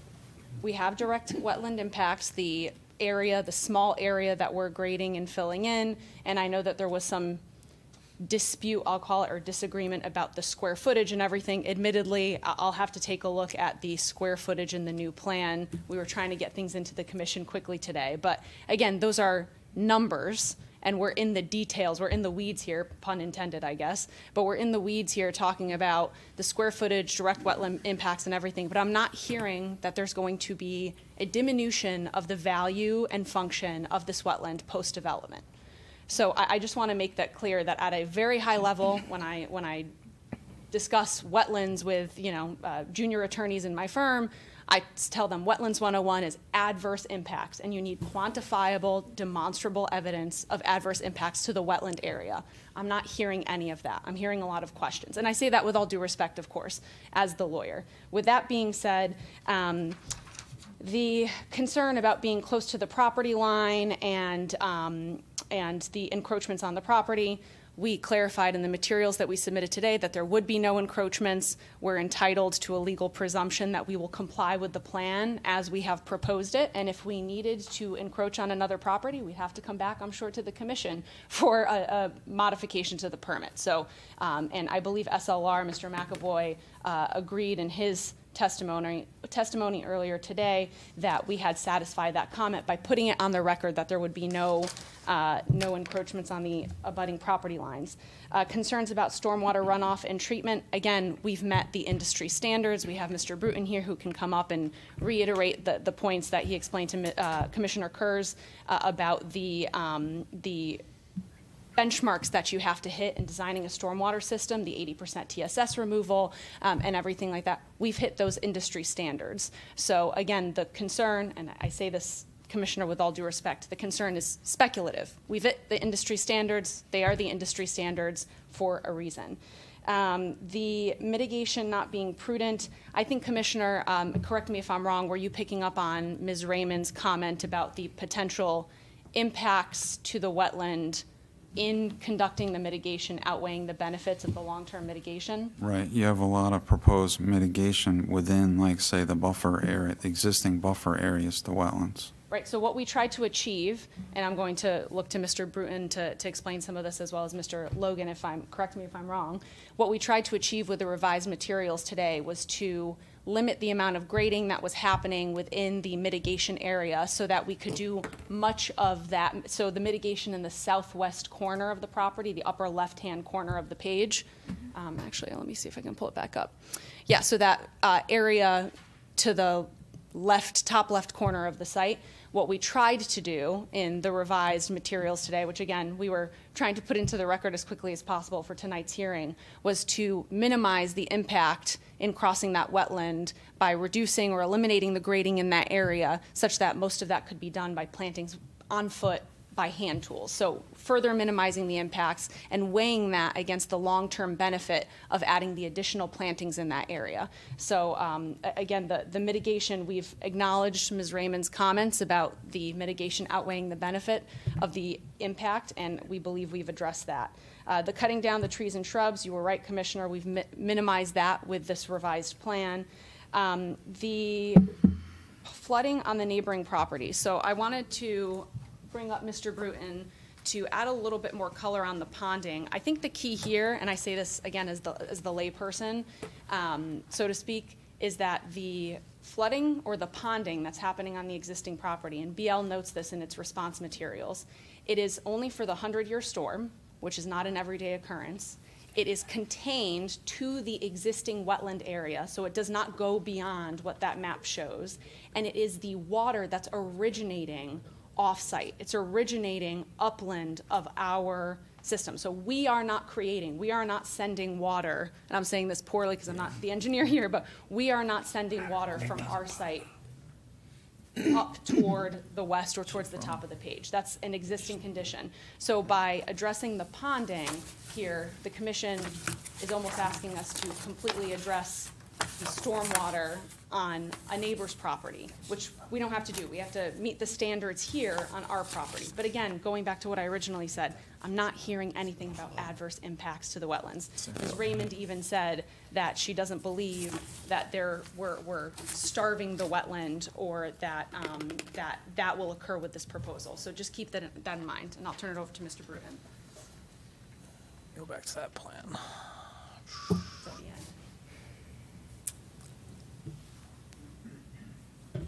Okay, yeah, so again, Matt Bruton for the record. Yeah, so for the ponding, right? So two things that I heard from your questions and SLR, right? 100-year storm, right? In this case, in this area, is 7.9 inches in a 24-hour period, right? So obviously, we all live here, rare. In terms of where this is occurring, right? So on the southern side of the, which is the restaurant of Butter, right? What you can see in the aerial there, their parking lot. We're not changing that. We're conceding that it could potentially pond there in the 100-year event, and we're not affecting that. Still going to pond there from our analysis.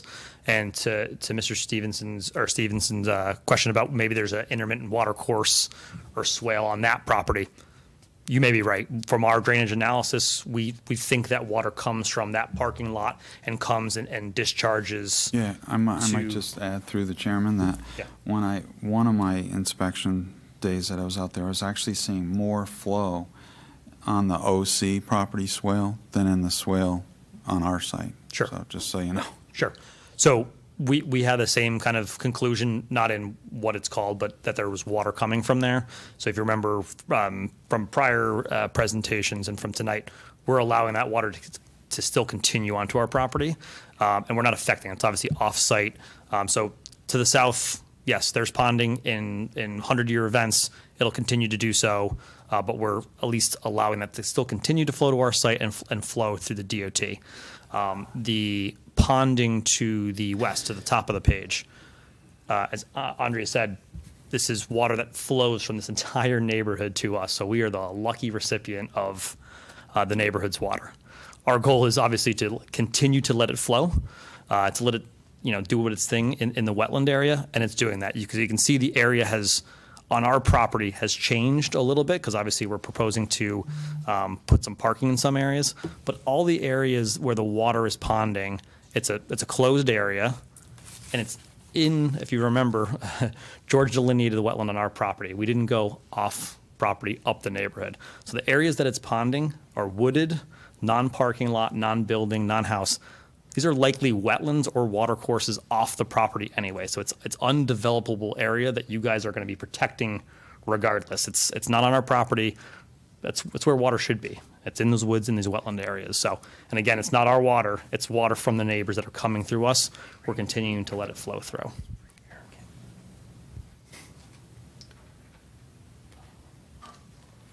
Okay. Anything else? Oh, No? almost. Okay. Commissioner Brown?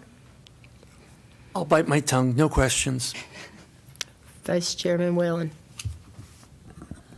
Attorney Gomez, we're the wetland review, obviously, very concerned that you're trying to minimize that you're going to be directly working in a wetland area and a 100-foot review area.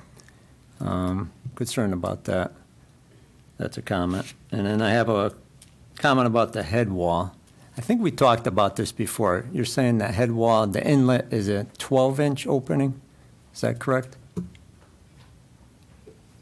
Yeah, so the pipe that's in the existing swale ditch watercourse now is 12 inches. It goes, it expands, I believe, to 18 inches when it's in the roadway. It's DOT pipe. We're not allowed to change the size of that pipe.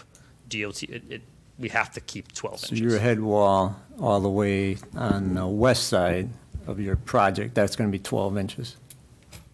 The west side. Is that correct?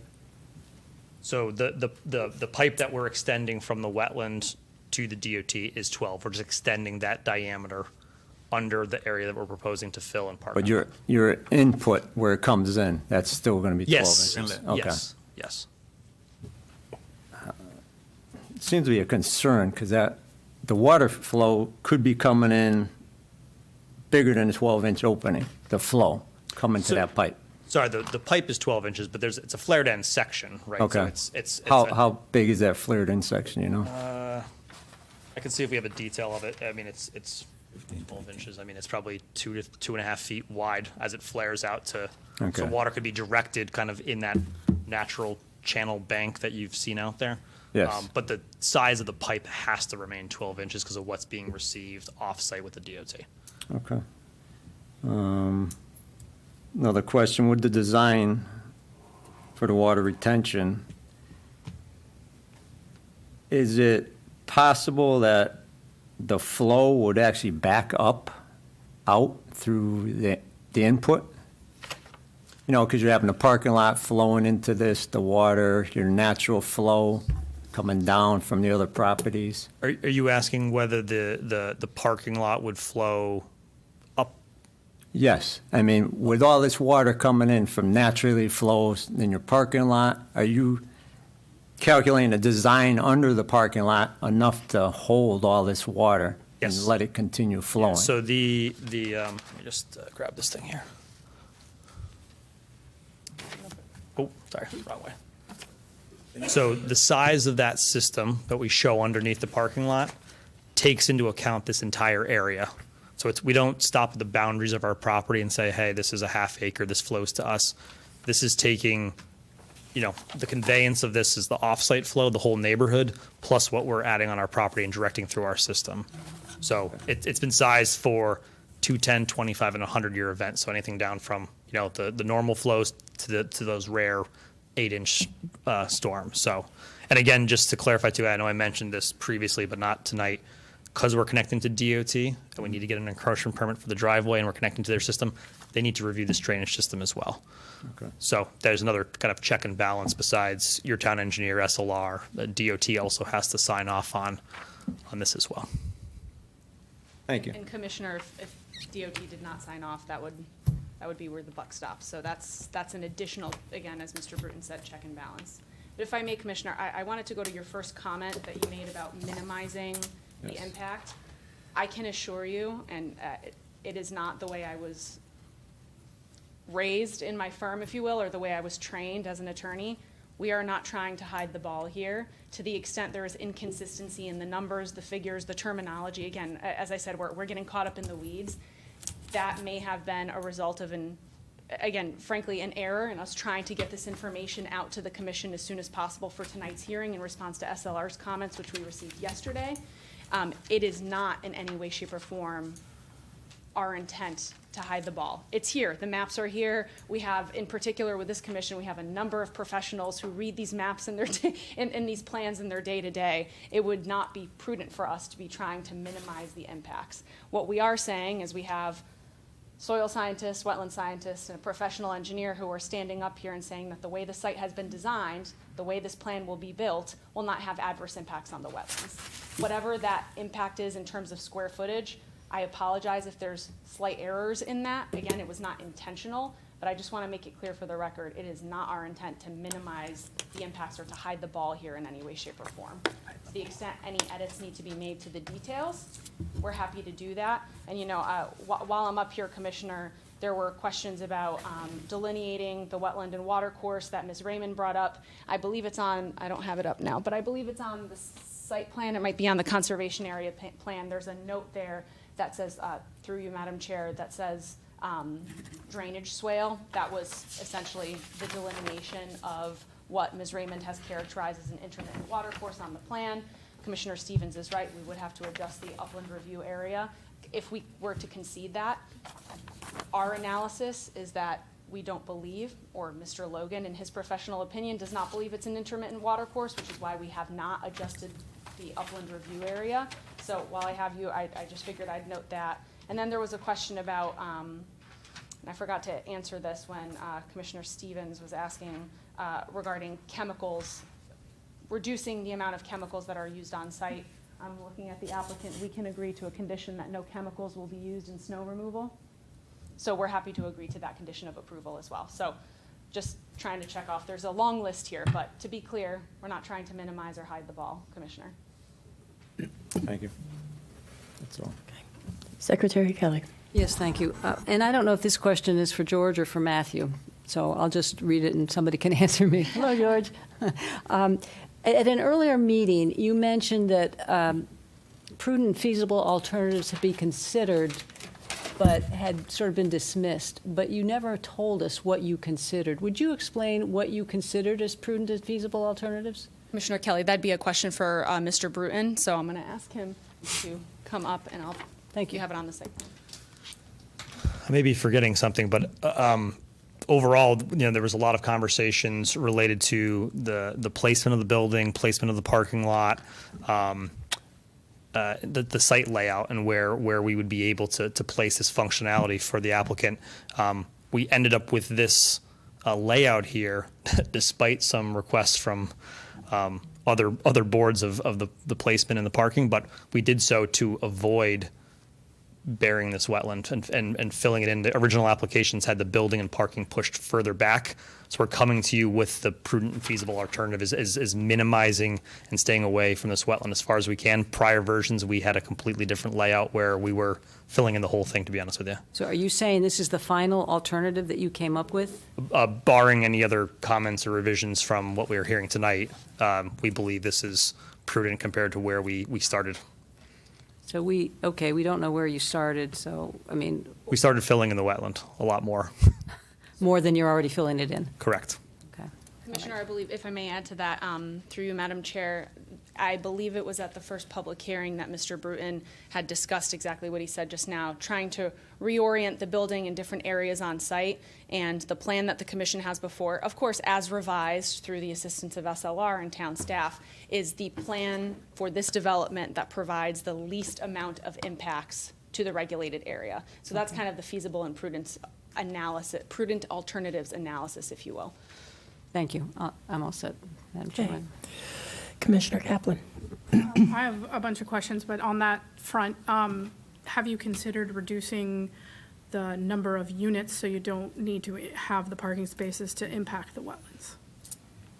Commissioner, I can answer that, and the short answer is we have, and it's not possible here. So obviously beyond what the commission is looking at, but every developer needs a certain number of units or a certain size to make this work, and Vessel's mission is the provision of affordable housing here. Okay. So in order to make it work, we had to do that. I will say that we're caught between a rock and a hard place in terms of the number of parking spaces. We have this commission asking us to reduce it. We have planning and zoning saying they're not sure that we have enough, and we have in a statute that's kind of right in between, in the middle of that. So, we've taken a good, long, hard look at this plan, and the plan that the commission has before is what works for this site. Okay, and I too am a professional wetland scientist. You've got two of them on this board, or two related. I've been one for about 10 years and have been in the field for about 20. I went right on site and said, that's an intermittent stream. I agreed with that assessment. So I would think that needs to be added to the plans. The impacts need to be considered. The whole site plan needs to be revised. The impacts need to be mitigated for. And also, as Megan stated, you have no wetland creation. You have an upland area that you're going to plant with wetland vegetation. I don't know how that's going to work. My other question is what is the current elevation of the wetland on site? Like, I know you're proposing to grade the northeast side of the wetland, and you're still calling that a wetland. What is the current elevation of the wetland? I'm going to look to Mr. Bruton. I believe it's 104. Am I misspeaking? No, about 104, obviously. And so you're proposing, As it goes to the neighboring properties, but in general, on our property, it's around 104. and you're proposing to grade it to 105, so there's a 1 foot difference there that you're still calling a wetland. So, yes, Commissioner, and I was just discussing this with Mr. Logan. I think we need to change that terminology. That was not intentional. That was BL trying to get information in and Mr. Logan trying to get information in, and I think we just got our wires crossed. So I think the area that we'll be mitigating is reflected, but what we're calling it and the square footages do need to be revised.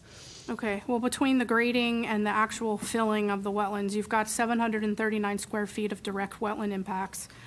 And you're mitigating it with leaving something alone and planting it, as I see right now. That's it.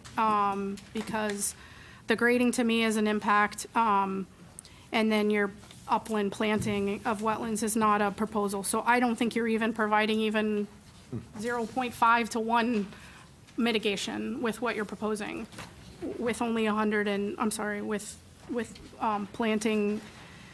To me, planting an existing wetland is not the same benefit of a full impact. So I don't think you can quite call that 1-to-1.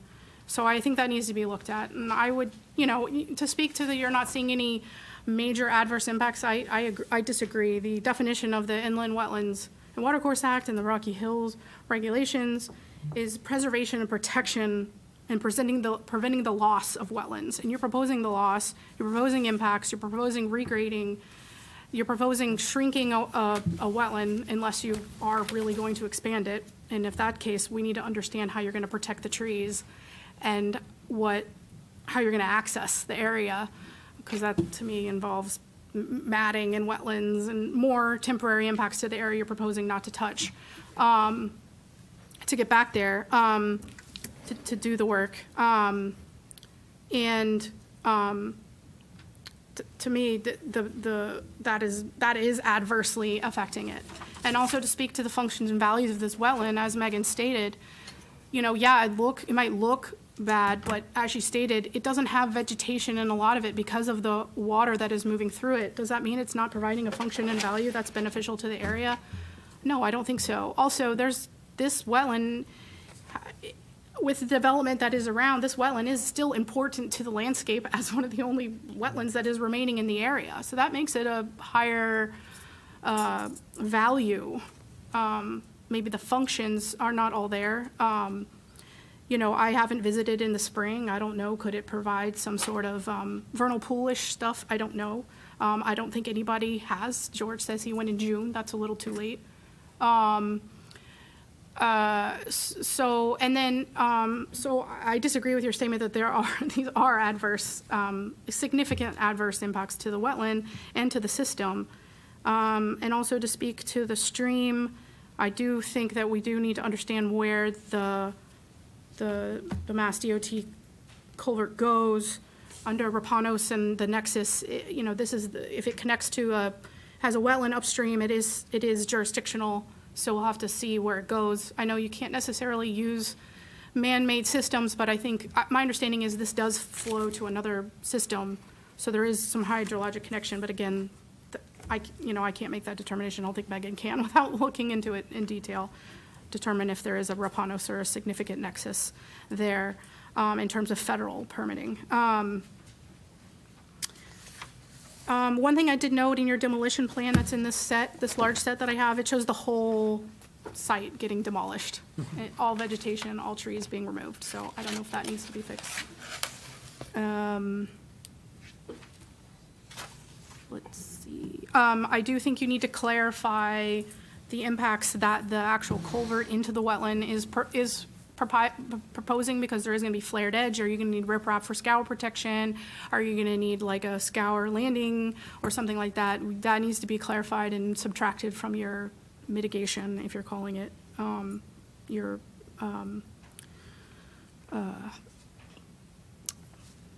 the numbers. Snow removal. You're not supposed to push snow into wetlands. I would want to make sure that's clear. In the language of the housing development, that no snow will get pushed into wetlands. And then I could have asked the question earlier, but wasn't my turn. But I'm still confused about your plan shows that there's increased ponding with the proposed project, but that's greater than the existing. So how is that coming from off-site? I'm not understanding that. Am I not reading your plan correctly? Because my understanding, the blue is bigger than the red, and the red is existing, and the blue is proposed, and your blue is bigger than the red. I'll have Mr. Bruton answer that. Yeah. So, so you see on the bottom of the page to the left, right, for the restaurant, that's the same, right? The blue and the red overlap. That's the same, right? If you come onto our property, on the lower corner, you can see there's red but not blue. So that area will not pond in proposed conditions. When you go up the page to the west, in that southwest corner, obviously you can see the difference between the red and the blue there, right? It's the area is growing. The reason why that is growing is the 12-inch pipe that is receiving the flow from the upwards neighborhood is limited to how much water it can take through it. So it's not water from our parking lot or our roof going to the wetland. It's water that's coming down that needs to wait its turn before it's accepted by this pipe and flows off the property. For the 100-year storm. For the 100-year storm. Yeah. I still don't understand if your limit of ponding within the proposed condition is larger than the limit of the ponding with the existing condition. That to me says what I'm proposing is causing more ponding. Well, that's No? exactly what it is. Yeah, okay. So how is that meeting, But it's ponding from water coming from off the property. how is that And- possible if you're causing the ponding from the development? Right. Right, because we're filling in the drainage ditch swale that had volume capacity, right? It's a So you're not U-shape. meeting the guidelines because you are causing more off-site Yeah. flooding. Right, within a wetland. No, Yes. oh, I see, because that's off. That's off the wetlands. wetland. And if I we see. believe Clarification. Mr. Stevens Okay. on the other property, there's another intermittent water course on that property. So this whole area is a wetland. So that's where our lack of concern is from this. It's water in a wetland. That's what you guys want. We stopped delineating at our property lines. This is all coming down from these 6, 7, 8 houses. We are, again, the unlucky recipient of The entire neighborhood. the entire neighborhood coming to us. So it's flooding in a wetland, for lack of a. Okay, if I could, Melissa, and I'll come back to you, I just want clarification on this too, which, that's fine. I know we've got wetlands that are further up Yeah. that have not been delineated, that have not, in your purview, that's fine. But even the wetlands that are within this property, you're showing additional ponding Yes. that are beyond the, that's for, yes, it's for a 100-year storm.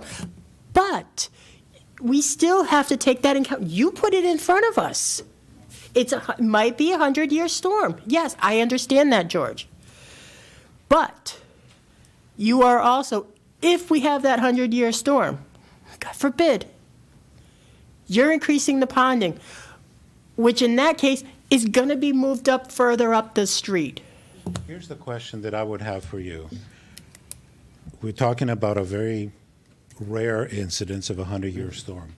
How would that affect the wetland? It wouldn't. Storms are not rare anymore.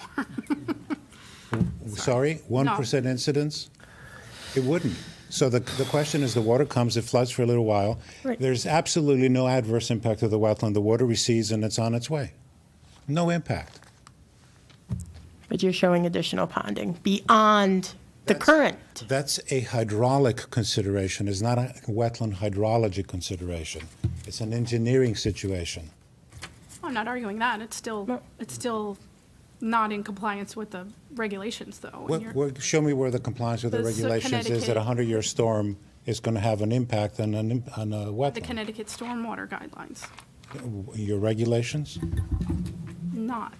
Yeah, Commissioner, I'm All not right. trying to be facetious. I'm just trying to figure out where the alleged violation is here, because again, this Well, is just. you sat there and said, check, check, check, but you're not checking all the boxes, is all. I'm just saying that you haven't checked all the boxes because you are causing increased flooding off-site. So I'm going to look to Mr. Bruton, our professional engineer, about checking all the boxes and meeting industry standards for the stormwater system here. And we have testimony, and I believe, I'm not speaking for Mr. McAvoy, but I believe Mr. McAvoy had the same conclusion. So again, I'm not speaking for him. So I'm going to look to Mr. Bruton to talk about the checking. But Okay. the stormwater system's been designed in accordance with state and industry standards, but you can Right, confirm. yeah, that. so the goals of this is to mitigate peak flows, match drainage patterns, provide clean water, the 80% TSS, and the recharge that we talked about earlier. This is water that's impounded as it flows and will continue to do that. So we're continuing to match the drainage patterns, we're continuing the conveyance of that, and our stormwater management system is mitigating those peak flows while cleaning the water. So those are the big highlights of that. As far as I'm aware, there's no restriction on ponding. The goal is to convey within a wetland per se, right? So, right. No, I agree. And my I'm goal is to make sure that this doesn't detrimentally impact a development, right? A parking lot, a building, a sidewalk. This is wetlands. This is an area that can't be developed. It's in a setback. It's in an area. It's an encumbrance, any way you slice it. Let me just clarify that we do not know that. We don't know whether the property can be developed or cannot be developed yet. I mean, the wetlands there on that parcel to the west have not been delineated. We don't know what the wetlands delineations are, but the truth of the matter is that, as stated, you are on a 1% storm or a 100-year storm, as you want to call it. There's going to be ponding, temporary ponding onto the neighbor's property, more so than it is now, right? Okay, so that's for the record. There's going to be more ponding on the neighbor's property to the west. Thank you. That's all I was That's- trying to that's- make as well. And to the south. And to the That's not a south. change, though. To the south. is No, not a the change. south is not changing. The west is To the- changing. yeah. Okay, so that's, for the record, that's what we have. That's- It's an additional that would be encumbrance to the neighbor who doesn't have that issue today. Exactly. So my other question is probably for you, you can stay at two. The piping that you're proposing to go into the wetland, currently with it being a ditch, a swale, and then flowing into an intermittent stream and then flowing into the wetland, there's a lot of opportunity for natural, cleaning of stuff out. But now you're proposing to just take direct, you're proposing to go, wait, I'm sorry. We're saying that the water's coming from the west to the east? Correct. Okay, all right, never mind then. So all the trash and the crime Right, it's scene gonna tape come- and all that stuff is coming from off-site. And will there be a requirement with the development to make sure that the pipe stays clean? Absolutely, yeah. I mean, the system as designed will function great, but as things build up, it needs to be cleaned on a regular basis. And to SLR's comment about a trash rack, I think that's a great idea. That will help keep things from mitigating into the system, which are harder to clean than if it's visible on the surface. So absolutely, we would need to have a maintenance agreement and regular periodic check-ins to make sure it still functions as designed from day one to year 10. Again, I'm a wetland scientist, not a stormwater engineer. I did have a question on your PD1, your post-development drainage map. The pre-one had one blue line, and then the post one has 3 blue line, one of them being off-site. What does that mean? Yeah, so the overall area of the red, right, that's the drainage area. So that stays apples to apples. When we model stormwater, we break it down by how it gets to that drainage point. The drainage point here being the pipe to the DOT. So you can see there's PDA 1D, 1A, 1B, right? Those are going different ways now to that eventual drainage point. So PDA 1A now flows through the wetlands and into our new pipe. 1B flows through our underground detention system a different way. Great. And then the 1D, that's the parking lot, right? That's now flowing that way. So the blue line is the time of concentration. So that's how we determine how much water gets to that drainage point. So it's just there's nothing there now. That's why the ED is simplified. The PD is with proposed conditions, so it changes. That's why it's broken down. It's still apples to apples comparison, though, on the overall area that comes to that drainage point. So is there now a potential for a little bit of increased, I guess it's still, is that still within the property line, that blue? Or is that technically right on the edge and could potentially cause some sort of flow to get to the drainage area into the adjacent parking lot? What blue are you talking about? The PDA 1D one. Yeah, so that's, so if you go to existing, right, you see, just flick back and forth so you can see it. Yeah, so there's no blue and now there's blue. Right, I just wanted 'cause to understand that. When you in this condition, you take the longest path of travel. So that's the one that comes up very high from the neighborhood. So there's one here. Okay. In this one, there's obviously 3 distinct ones because they're traveling different ways now to this. So in that area, the PD1D, that's the longest in that area. Okay. So, yeah, and obviously this was reviewed by SLR and, Okay. would be by DOT as well. Okay. I think that's all I have. Yep. Okay. Commissioner O'Connor. I'm a professional engineer as well in the area of major civil infrastructure program management. I'll just start with the low-hanging fruit here, which is I was taking a look at the planting plan, and there are a number of, I think, about 12 spiny dogwood type plants within a 5-foot area right next to the building, the proposed building. Just wanting to know if consideration was given to the root ball of these very closely planted plantings and the proximity to the foundation, if there's adequate space without, impacting the foundation of the building. Yep, so obviously we have a landscape architect at BL that chose those planting types, but I can certainly come verify that that's an appropriate planting given the size and growth pattern, and if we need to switch it, I'm happy to change out the species. I don't want to pretend I know about that plant. Just putting it out there, asking the question, because I've seen that they get to like 8 feet tall, and they're like pretty close. So. Sure. And so I think one of the downsides to sitting this far along the line is that, by the time it gets to me, a lot of the concerns I have been, voiced over and over. So just to put my concern on the record, is that while the proposal is not directly adding water into the adjacent properties, I think what we're seeing is that the proposal is increasing the ponding in the adjacent properties significantly. And so my concern there is currently with the drainage situation that we have, neighbors are experiencing things happening in their basement with a 100-year, at this size. And the proposal has it increasing, so my concern is what happens to these adjacent properties. I mean, you can see from this post-development plan, right, the closest house is, I can get you a number, hundreds of feet away, and 20, 30 feet above where we're saying the 105.5 ponding is. I can come back with exact numbers, but, in my opinion, the ponding in this corner of our property wouldn't be affecting the houses or the basements of those residents there. Significantly far away and significantly higher in elevation.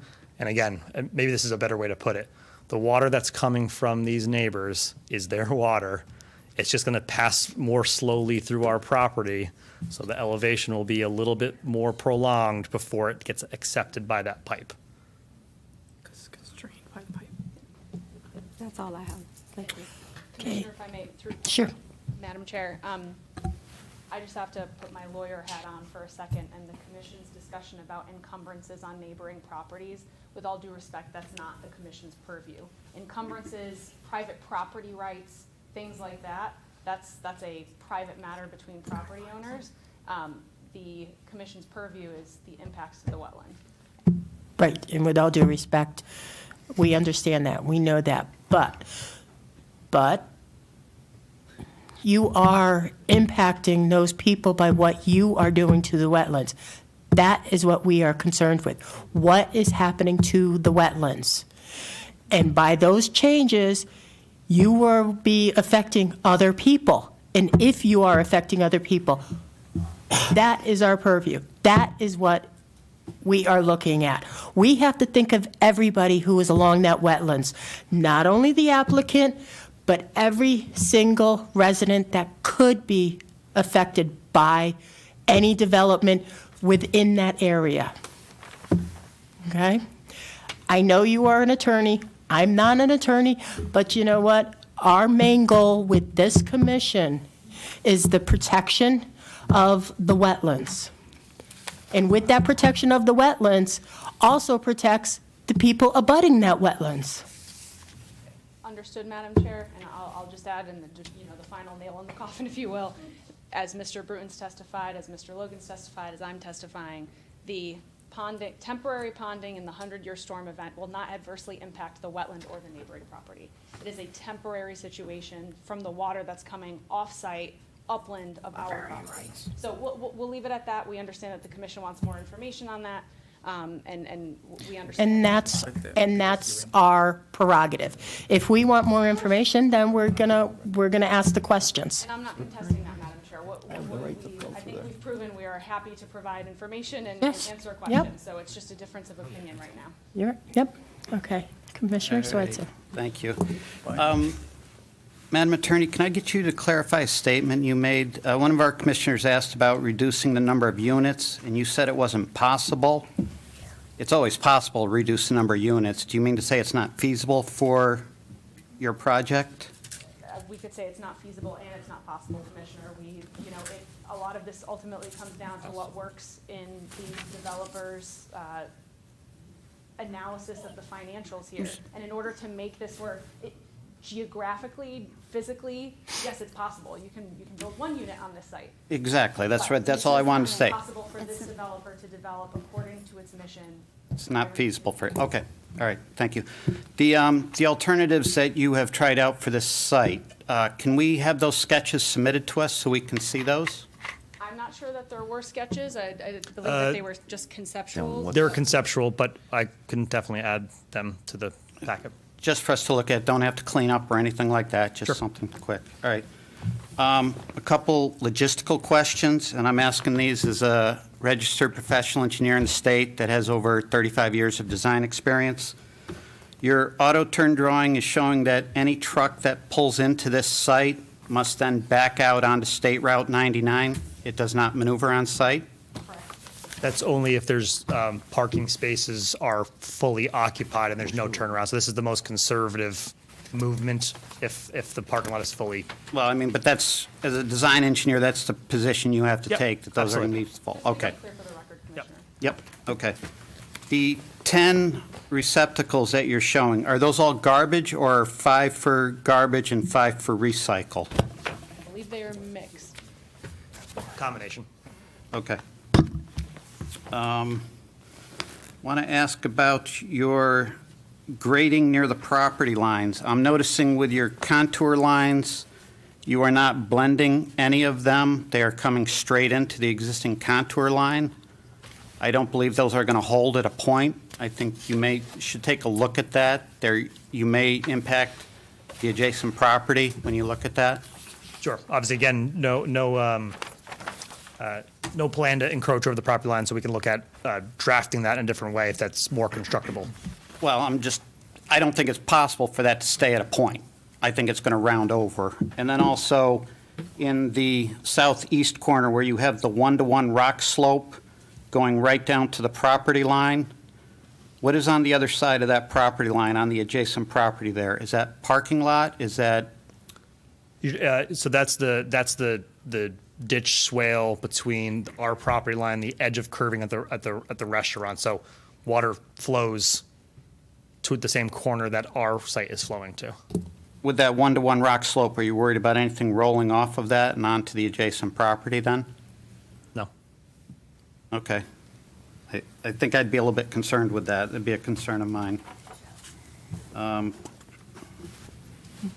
Your parking space width is at 8.5 feet and town regulations are 9 foot. I know that's not our purview, but has that been approved for the narrower spots? This application has been filed under Connecticut's Affordable Housing Land Use Appeals Act, and as a result of that, we are not required to comply with the underlying zoning regulations. So the size of the parking spot, as long as it doesn't present a substantial public health and safety issue that outweighs the need for affordable housing in Rocky Hill, it's not a valid basis for it now. We don't have to comply with zoning is the short. Okay. So then, basically, you're approved, I guess is what you're telling me. Okay. Your hydrodynamic separators, do you have a detail for those? The detail that you have in there does not look to match how shallow these structures are. Yes, obviously, we would, we were taking a cut sheet from the manufacturer. We would obviously get a detailed submittal with appropriate, inverts and top of frames and all that stuff that could be shared with, town engineer prior to construction. But the ones that are in the set are just stock spec. Okay, I'm just a little concerned because that detail's showing a 4-foot cylinder that must be between the bottom to the invert. Correct. And you only have a couple feet there. That's why I was just asking to make sure that can be adapted to be a small. Just generic detail, yeah. Okay. And then can we go to your inlet structure?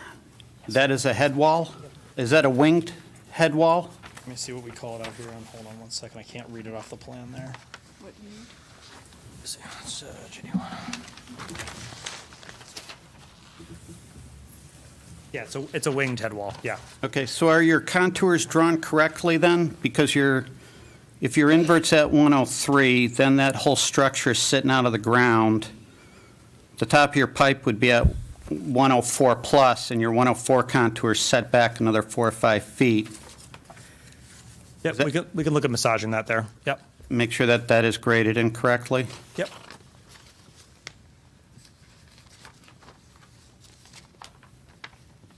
And I think with that, I'm all set, Madam Chairman. Okay, Commissioner Kaplan, you have one more question? Yeah, I apologize. On your site plan, you show fencing, but it stops and leaves a gap at the wetland. I wanted to understand how that's going to work, if it's not going to go all the way to is it going to kind of, I don't see it going at that angle and coming back and avoiding the wetland. I want to make sure it's not going to go through the wetland. You're talking about on the most western side at the end of that parking space? Yeah, so we stopped it to not intrude into the wetland, and obviously the goal is to, as I think one of your comments was, making sure snow isn't piled, so a fence obviously will help trash and snow from going in that, so that's why we had it specifically along the edge of the parking spaces and that curb line in the radius of the parking lot. I just thought a fence would be good to just prevent anybody from just throwing, well, I guess they could throw it over the fence, but, prevent trash from going in or people from going in, or I didn't know if there was a way to, we can come around the corner to a certain degree, but then just so you can see on the plan, the solid gray areas where our snow proposed. Oh, okay. Right, so that's where our snow removal would be stockpiled. I mean, I was just thinking just to prevent trespassing into the wetlands, but I guess people could just go right off onto the other property and go around, but, okay. I just wanted to check on that. Okay. Okay, I think Secretary Kelly has a follow-up. I do. Thank you for mentioning the snow stockpile. That's the solid gray right angle in the northwest section, correct? Correct. So there are all parking spaces there, and I'm going to assume that they're filled with cars. I'm going to, assume the most congestion. How are you removing that snow? The snow at the furthest southwest corner of that, the furthest left. How are you going to access that? I can see, it seems there's an indent towards the bottom right. Is that where you would go in and try to access the snow to remove it? Are you going to remove it? The goal would be to push snow into that grayed box area, into that landscaped area. So it'd be in concert with the residents to remove the cars, to plow to this area. And the goal of putting it in this area is that this landscaped area is pitched back towards the parking lot. So as snow melts, it then flows through our stormwater management system. So we don't want to take it off the site. We want to plow it into here, and it'd have to be done in concert with the residents. But we have all seen here in New England snowbanks that don't melt. They just get higher. I mean, all you have to do is look at Walmart or Stop and Shop, and granted, this is not that, but they just get bigger and bigger, and they don't melt, unless we're blessed with a string of 50-degree days. So you're going to have this snow building up and building up at the property line, or encroaching, melting towards the parking lots, which are already narrow, which is approved. It looks like a tough issue here. It looks like a limited area to plow to, and you're assuming, as I say, those cars aren't going to be there, and you're going to have people that work all shifts. Everybody works all shifts now, midnight, whatever. There are going to be cars there. I don't see how you're going to be able to plow snow into that area dependably. I don't know how you can count on being able to plow in there. And then what happens? You've got this narrow cut at the bottom right to do, are you going to put it in and then drive it up and push it around the bend? It's just very confusing. So Commissioner, I can just add a little bit of color to that. To the extent we can't get all the snow that we need to get off the parking lot area and into that area, it will be carted off-site by a contractor. Okay. We're happy, and I'm looking at Mr. Levy. We've agreed, and that was actually mentioned in the zoning commission hearing. I neglected to mention it to this commission, so that's my fault. But we're happy to put that in as a condition of approval, that to the extent we can't push all the snow that we need to push into this snow storage area without encroaching beyond the property line, it will be carted off by the applicant. So Carted off-site. hopefully you can reach it all, number one. Number two, hopefully you can get a truck in there, assuming that there are some open, narrow parking spaces to maneuver a truck around in. I know, well, this is us because it is snow removal and it is wetlands, so it's, borderline our purview. But that's just a concern. Quantifiable? I don't know. I quantify it by winter, okay? 3 months of winter, that's my quantification. I grew up in Connecticut. I understand, Commissioner. Okay. And then on the issue of these narrower spaces, which I know because it's affordable housing, they're approved. Yep. You're talking about a truck turning around using an empty parking space. They're going to have to use 3 of these. Mm-hmm. And again, we're assuming, otherwise, they're, as Commissioner Schweizer said, they're backing out onto a 4-lane, state road. Just for the record. It's illegal. It's all, a combination of, I guess, your prudent, feasible alternative of putting the building here and the parking spaces there. Right, It's very dicey. Again, the truck turning plan was requested, I believe, also by this commission and Planning and Zoning, which is why we provided it both for the truck and a passenger car. You are correct, Commissioner, you need more than 1 parking spot if it was a bigger box truck. But in terms of wetlands, and we've discussed this with our traffic engineer, again, this is more Planning and Zoning's purview, but there is no issue, as it would be for any owner backing out of their parking, out of their site. There is no safety issue, sight lines are excellent, backing out of the site for the truck. However, I will say, and I didn't mean to interrupt, Commissioner, there's no potential adverse impact by a truck maneuvering within the site by backing out to the wetland. I know, that's, I agree. I have to say it for the agree. record, And I Commissioner. will just say, and I'm stepping over my bounds, but we're rolling. You say there's no safety issue, but there's a real convenience issue. in these narrow parking spaces, hoping nobody's behind you, hoping you've got enough to turn your vehicle around. I rest my case. Apologies. But that's all I'll say on that. Thank you. And again, just understand, Commissioner, I have to say certain things for the record just to make it clear. So no adverse impacts due to the truck turning movements or vehicle movements on site to the wetland. Okay. I have a question, and it's going to go to staff, but you're going to say the same thing to me. Bob and Steve, if you could refresh my memory, what's the setback on this site? Half acre is probably 40 feet, but again, that's a plan. You're looking at the frontage? Frontage and Along the side. frontage? Frontage and side. I think it's 40 and 25. It's either 40 or 20 or 25 on the sides. And 25 on the rear. Normally, that would be the typical. Okay. And we're looking at about we'd have to 4.5 feet from we'd have- property line. We'd have to see what the zone is, but again, it's a special kind of permit. Yeah, because of the, Right, right. again, because of the 830G, Yep. that everything goes out the window, apparently. Okay, all right. Commissioner, we just looked it up. It's on the zoning table. The side setback is 15, the front setback is 35, and the rear is 20. But again, it doesn't apply here. Correct. Thank you. Thank you. Okay, are there any other commissioners that have any questions? Nope. Okay, we're going to go ahead and open this to the public. Any questions by the public? Or any comment from the public? Please step forward.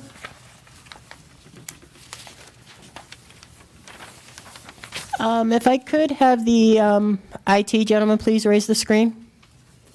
Thank you. Please state your name and address for the record, please. Rhonda Janae, 18 Elm Street.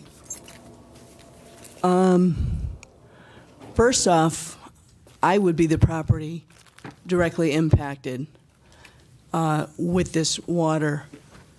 And though it is wetlands,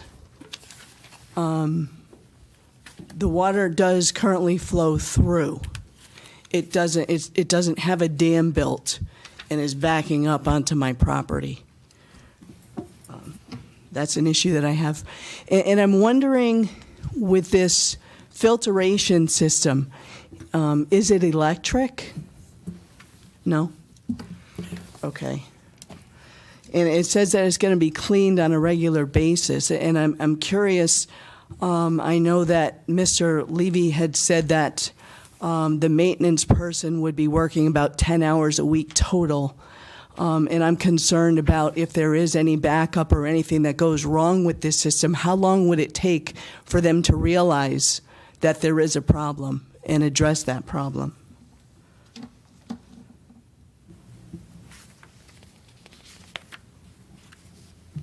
And again, I'm concerned with these snowbanks as well, because if they're backing the snow right up to the property line, there's a hill that goes right into my property.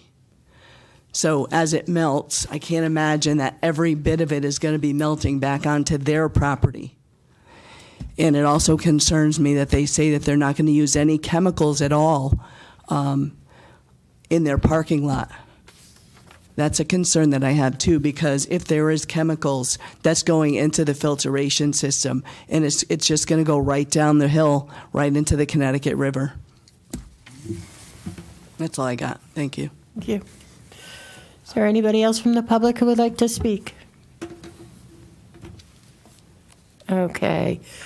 All right, is there anybody else here who is in favor of the proposal? No? Okay. Anybody else against? No?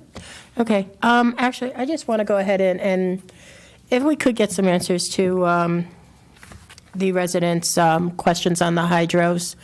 How often are those going to be cleaned? I know they are not electric, and I know you do need a vac truck in order to clean those.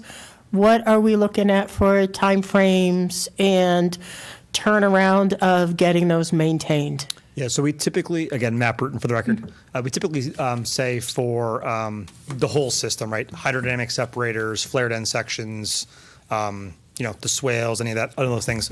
We have to do it quarterly, so kind of the change of seasons, right? So when snow melts, leaves fall, leaves pick up. So that's kind of typically what they look to do.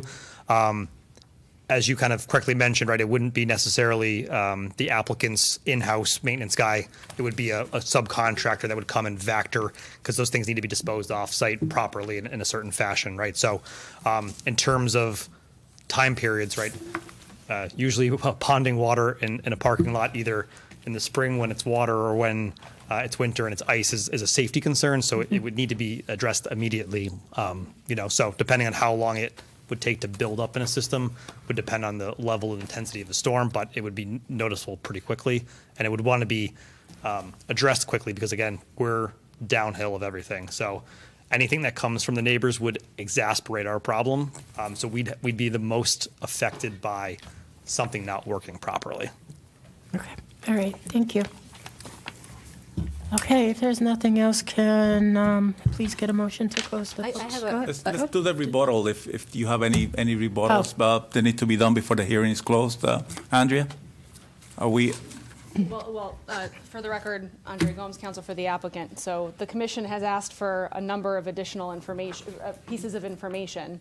So at this point, I would suggest Open that and close. the hearing be continued so that the applicant can provide that information to the Correct. commission before the hearing is closed. Yes, you are correct. Thank you. And we will consent to an extension of time up to and through the January meeting. Okay. For explanation of that. Bob, you have to come back. Bob, you can't leave. Not coming back. Yes, you are. I'll drag you here. Sorry, Bob. This was not my intention.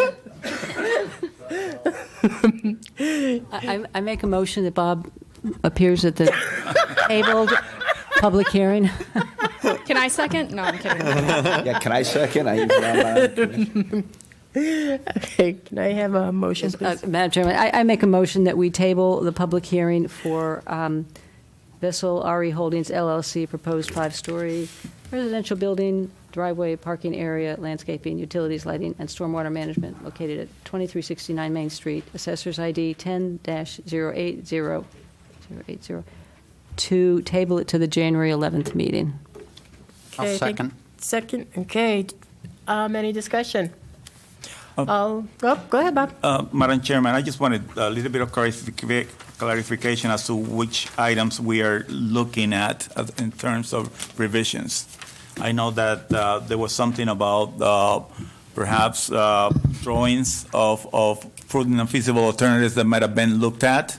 That's one of the items, right? So, Mr. Alvarado, I have a list. I can certainly run through them. There have been a number of questions about grading from Commissioner Schweitzer and others, questions about the ponding, more nitty-gritty detail on some of the engineering and requests for clarifications on some of the materials. There was a question from Commissioner Schweitzer on the feasible and prudent alternative sketches or conceptual plans. We have Commissioner O'Connor asking about the spiny dogwood. We had some, I think overall we just need to clarify the direct versus indirect impacts, having revised the plan to reflect Ms. Raymond's conclusion of the intermittent water course on site. So we have a whole list, but we're going to be taking a look at all of those and seeing what we need to revise in order to provide that information to the commission. Okay, anything on snow removal, or is that all We'll set? provide proposed condition of approval. That's typically what we do for the last hearing, so we can provide a proposed condition of approval regarding snow removal, regarding maintenance of the stormwater management system, and regarding anything else that came up during tonight's hearing. I mean, I can certainly go through my notes. Can but- you add in that snow removal any alternatives for snow, of removing the snow off of the property? That will be part of Definitely. the condition of Okay, approval. thank you. Thank you. Okay. Anything else, Bob? And just to let you know, this will be the last extension, so we're Done. We'll be done. Understood. Okay, that's it. Understood. So He has to come back now. going to have to sometime make a decision on this and move on. Thank you.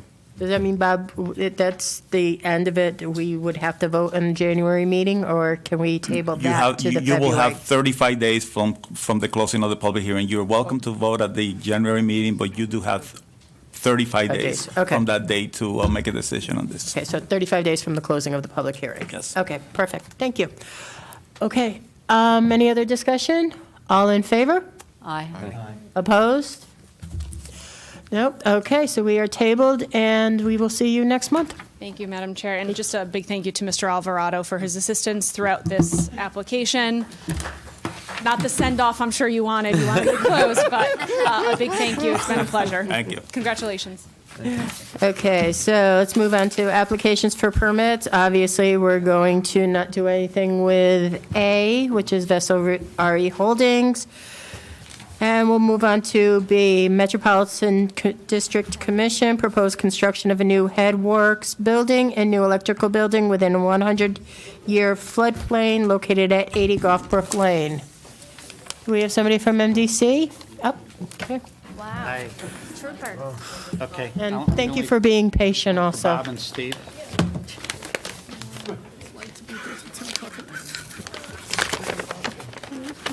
Bob left already. He's gone. So is Steve. Yeah, I guess Sokolok's son is already like. Thank you.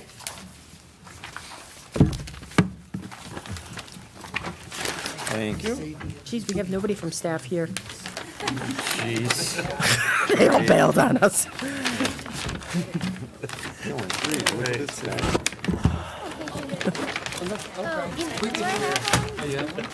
Put in the.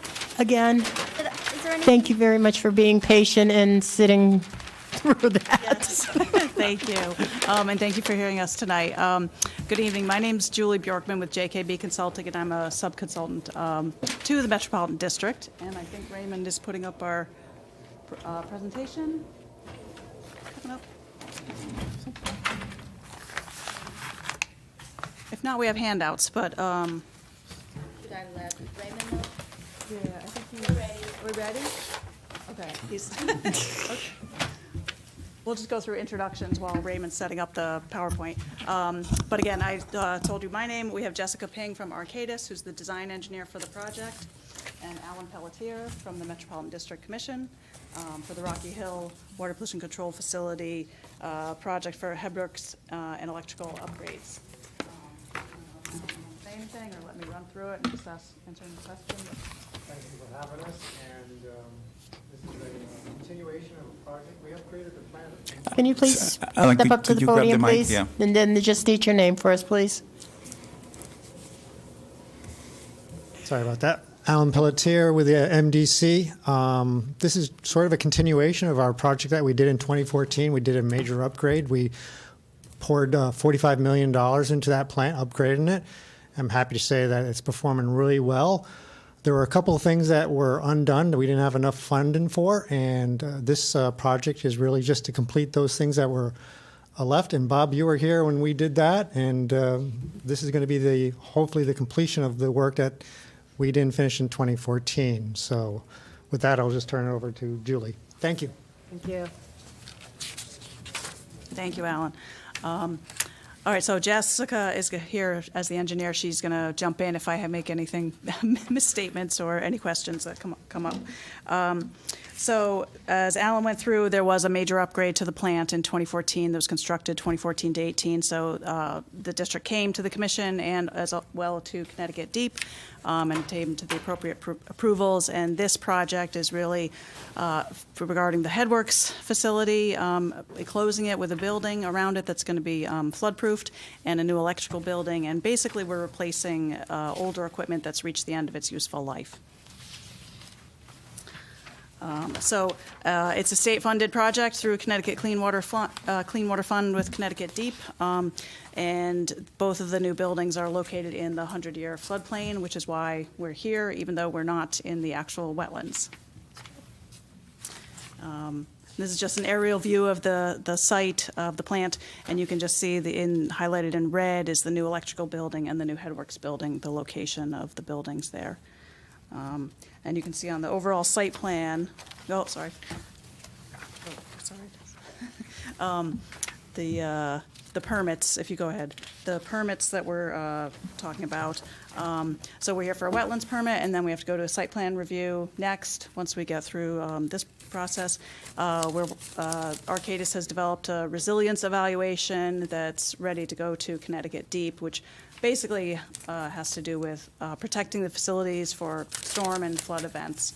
And then we'll also be getting a Connecticut Deep Flood Management certification for the project because it is a clean water funded project and the work is in the floodplain.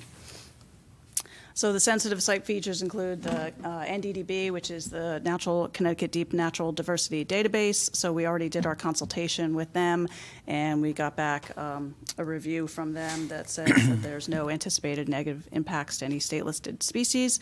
And we also have wetlands and floodplains on the site. And if we'll jump ahead to the site plan.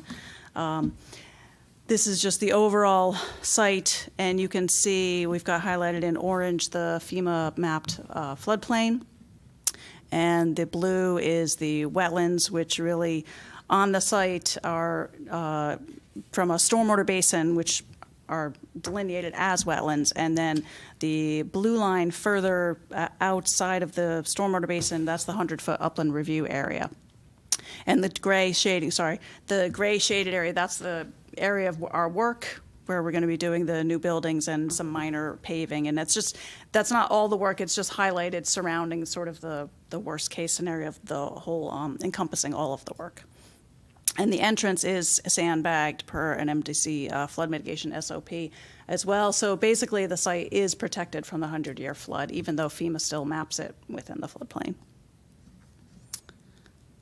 So, and this is just the NDDB map that we submitted to the state that shows the location of the new buildings and some of the work that is in the shaded area. But again, we received the determination that there are no impacts to state-listed species. This is the zoning and wetlands map for the site. You can see the parcel itself that the plant sits on is 23.5 acres. It's in the agricultural district within the town of Rocky Hill. The plant itself is the smaller red box that sits on the parcel, which is only about 9 acres of the actual parcel. And again, the wetlands, there's more wetlands outside of the developed portion of the actual plant on the eastern side of the parcel, but that's outside of the developed area of the plant, which is where this work is occurring. I think that's... Yeah, and so there's no work in the wetlands or within the 100-foot upland review area of the wetlands. So the work really is in the floodplain, and the base flood elevation for the plant is elevation 29. The levee, which kind of follows the orange line, you can see how the orange line encompasses the plant itself. That's the levee that was built in 1970 that protects the plant from flooding, except that little piece right at the entrance drive, which is sandbagged when the district, they get out when the rain is coming and sandbag it, so it is protected so that the plant is protected from the flood. No flood waters will enter, so any new improvements really don't impact flood storage. They don't decrease any flood storage volume within the plant. And that's consistent, that approach is consistent with what we came before Rocky Hill back in 2014 and got the approvals, and the Connecticut Deep Flood Management certification that was also received for the larger plant upgrade back in 2014. So as I mentioned, it is a clean water funded project, so we do have to comply with all sorts of regulatory requirements for resilience and floodproofing. So the resilience evaluation came up with a design flood elevation of the 100-year flood elevation plus 3 feet, which puts it at 32 feet in the NGVD 29 datum, and that's based on regulatory requirements that the state requires for the funding. So the electrical building will be elevated to the 100-year plus 3 feet, so it's going to be up a little bit, so it's going to have some access stairs to get to it. I think it's almost 8 feet because existing grade is around 24 feet in the vicinity.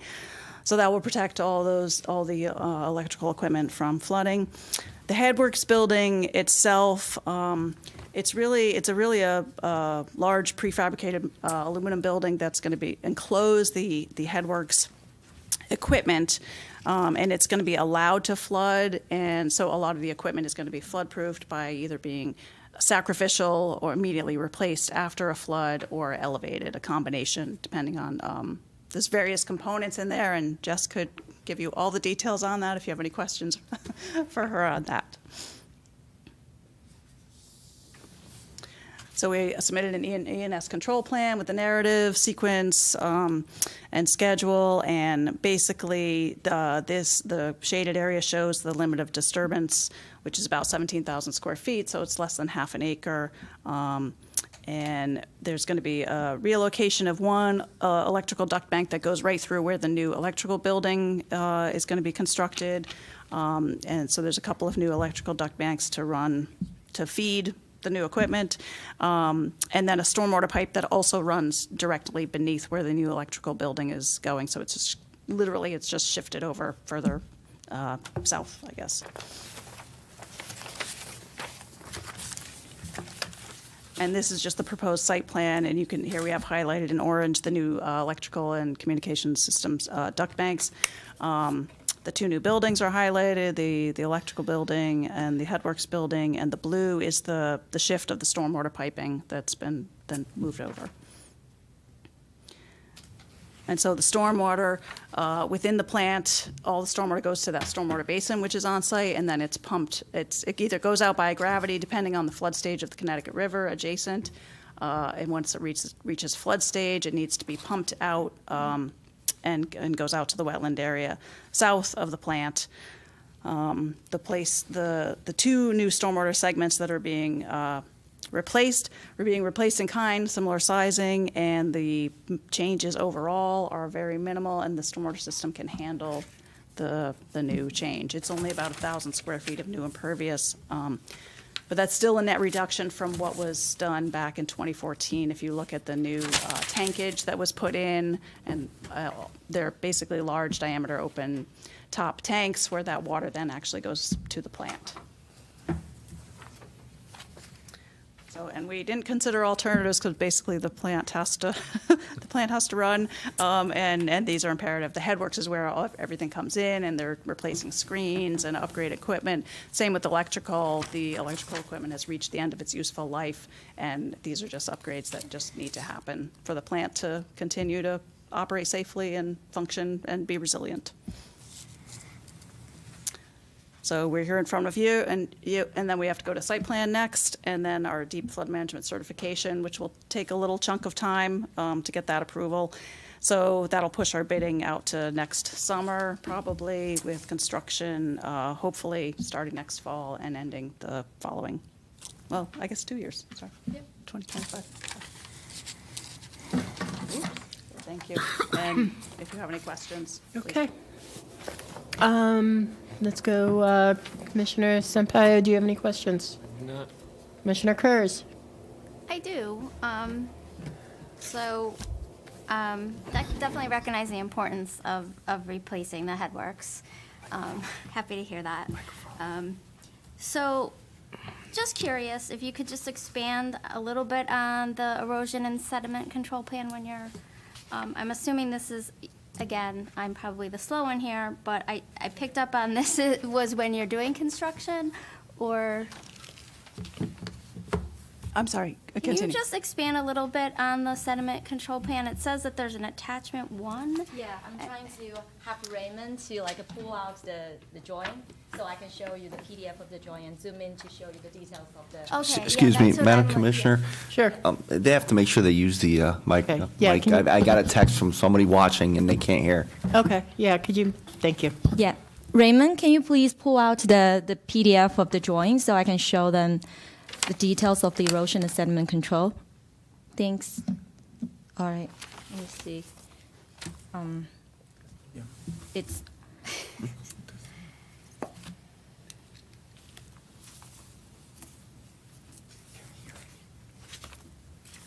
I don't see it.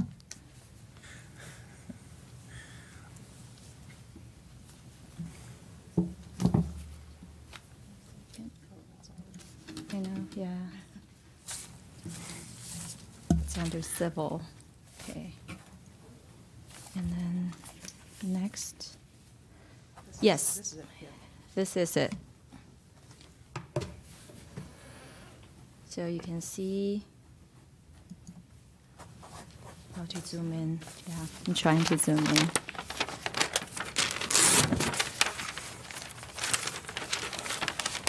Okay, you can see like we are trying to have, we identified the limit of disturbance, and basically this is the pavement replacement, and then we have like silt fences around, saw cut plan, as well as tree protections, tree removal, and as well as, construction entrance, making sure there's no runoff going out from the construction site. So basically you can see the LOD, which it's trying to capture the construction area that it's being impacted. And if you have any question, I can zoom in further. You can see more details. Actually, can you zoom out? Oh, zoom out, sure. Please. Yeah. You can see this is the entrance of the plant. And we're trying to build a new electrical headworks building here. And the new electrical building will be constructed here. And this is Dr. Bank. And is that area that you're going to enter in to do the work, is that existing? Okay. This is existing, and the shaded area is where the work is happening. Okay. Yeah, and we are doing the pavement replacement in kind. Okay. Yep. Okay. So Shifted slightly. you can see here. You just building bumps out. Because so we- it just shifts very slightly.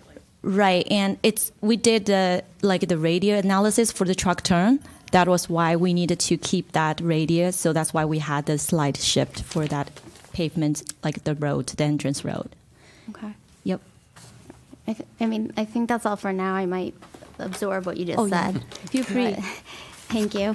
Thank you. Commissioner Stevens. Commissioner Brown. No questions. Vice Chairman Whalen. No questions. Secretary Kelly. Nothing, thank you. Commissioner. One question, but this might Sure. not necessarily be. I know you listed all your permits, but have you, since you have a levee, and you're essentially saying because of the levee, we're not really in the floodplain, have you considered doing like a map revision or a LOMR or with FEMA? To pull it out of the, I know it's not related. Yeah, I was just curious. Back in 2014, I think when they did the larger plant upgrade permitting, I think it was considered, and I think it was decided at that time, and I wasn't involved in the permitting, so Alan may be able to speak more to that, but that it wasn't necessary because it's protected and they sandbag it, and so it's really, the state and the locals are the ones who regulate it, Okay, all and right, so they've it been doesn't matter. agreeable to the rationale that it's protected.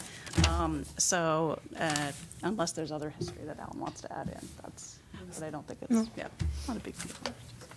No, that's the answer. We have stormwater protocols. Actually, right now with the pending storm coming tomorrow, I'm sure we're activated. We're making plans. We have SOPs to basically sandbag that driveway. Okay.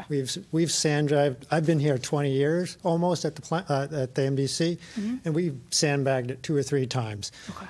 We plan before the storm comes. We make sure. We want to protect that because we don't want it flooded because we have a lot of equipment that Yeah, we I just can can't have go down. Yeah, I I understand. hope that answers your question. Yes. Sort of. It's okay. Commissioner O'Connor. No questions. Commissioner Switzer. No questions. Okay, and I don't have any questions either. Okay, can I have a motion, please? Somebody else make a motion. Okay. Somebody make a motion, please. Hang on. Okay, I make a motion that we table until the next meeting, item B, the Metropolitan District Commission, MDC. I'm sorry, why would we? Vote on it tonight. Right, we have to Oh, table. that's Oh, right. you have to Yeah. table it once? Right. Oh, okay. Oh, that's, Yeah, we have to notify the town of Weathersfield also. that's right. Right. All So, right, yeah, I'm we sorry. can't vote, we Go have for to it. table. Yep, you're right, I'm Um, sorry. Proposed construction of a new headworks building and a new electrical building within the 100-year floodplain located at 80 Goffbrook Lane. I'll second it. Discussion? All in favor? Aye. Opposed? See you next month. Thank you very much. Thank you. Can we kind of put them ahead on the schedule so they don't have to sit through, please? Steve? Yes. Thank you. Really, yeah, so much. Bob will miss you. We voted for you to come back too, Bob. Thank you. No. Thank you. Thank you. Nice working with you. You know, application in front of we'll see. Okay. See, $1,000 an hour. We'll see. Okay, can I get a motion to approve the actions taken, minutes presented for approval from the November 9th, 2022 meeting? Make a motion to approve the action taken and minutes presented at the November 9th, 2022 meeting. Second? Second. Discussion? All in favor? Aye. Opposed? Hearing none? Passed. Thank you. Okay, discussion, 2023 open space meeting schedule. Can I get a motion? Does anybody have a motion? I have a comment. Go. I'm Yep. unable to attend the first meeting. Okay. Won't be here on January 11th? Oh, okay. Okay. Miss the fireworks. Okay. Can I get a motion, please? Make a motion to approve the 2023 open space meeting schedule as submitted. Second. I second. Discussion. All in favor? Aye. Aye. Opposed? Passed. Plan of Conservation and Development. Madam Chairman, I wasn't able to attend, so I don't have a report on it. Okay, status. I was there. Steve was there, so he can Oh, speak. go for it, Steve. I was there. So, it was a light turnout. It was only, well, I'd say the regular commission members, there's a couple folks from the public.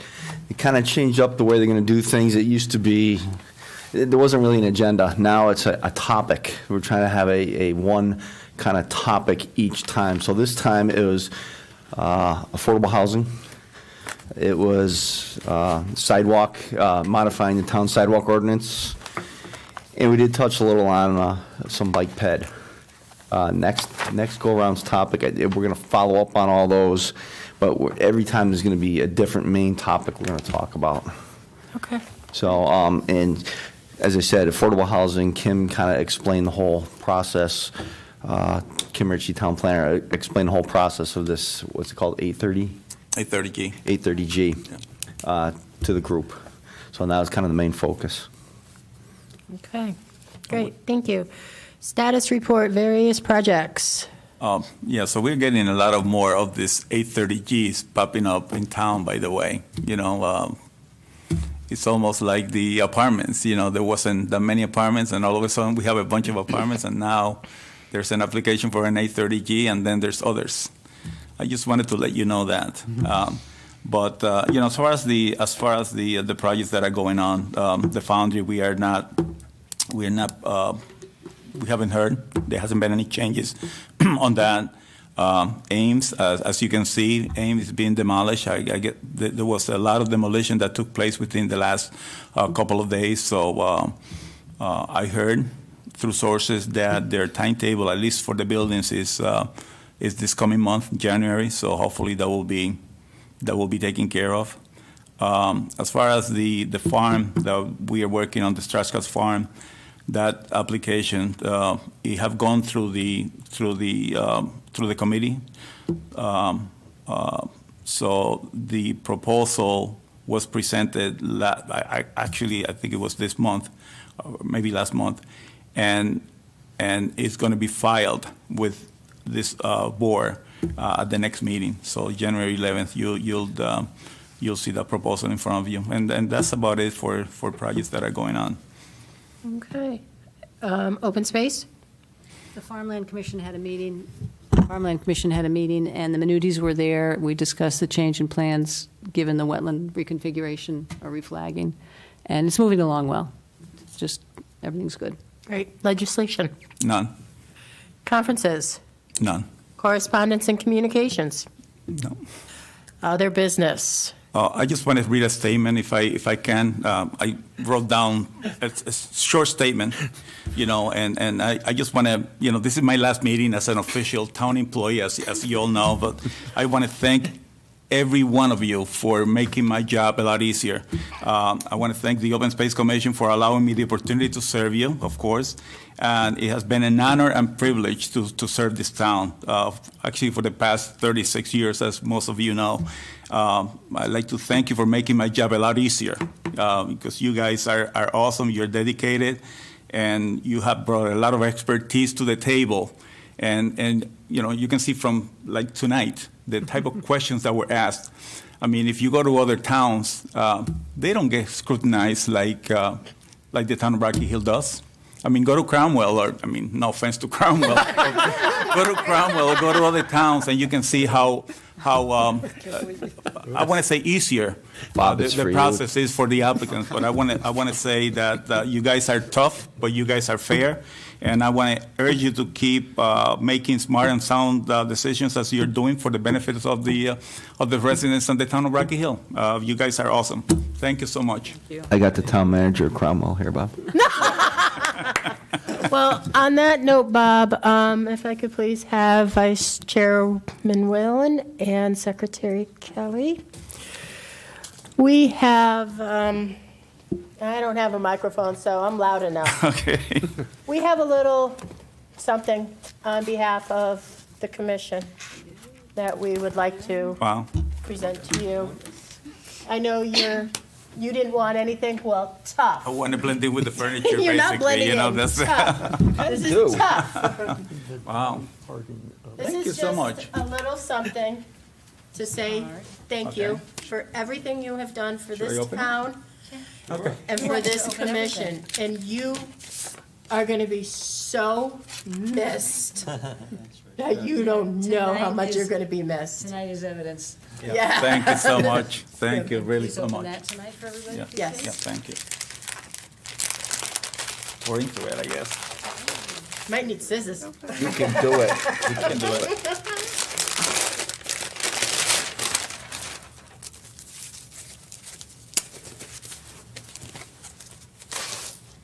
Oh, wow. This is pretty cool. Look at this. Let me just read it to you, right? A world without wetlands is a world without water. With deep gratitude for your guidance and knowledge through the years, the Rocky Hill Open Space and Conservation Commission, December 14th, 2022. Thank you so very much. This is lovely. Love that. You're welcome. And believe me, we went and we all had input into I know. everything that was done. Trust me, I've been surprised for a couple of times there and coming close to a heart attack here. You know. Oh, wow, this is great. 10 trees? That's pretty cool. Thank you so much. Thank you so very much. I feel like a little kid opening up my Christmas present beforehand. You know, so.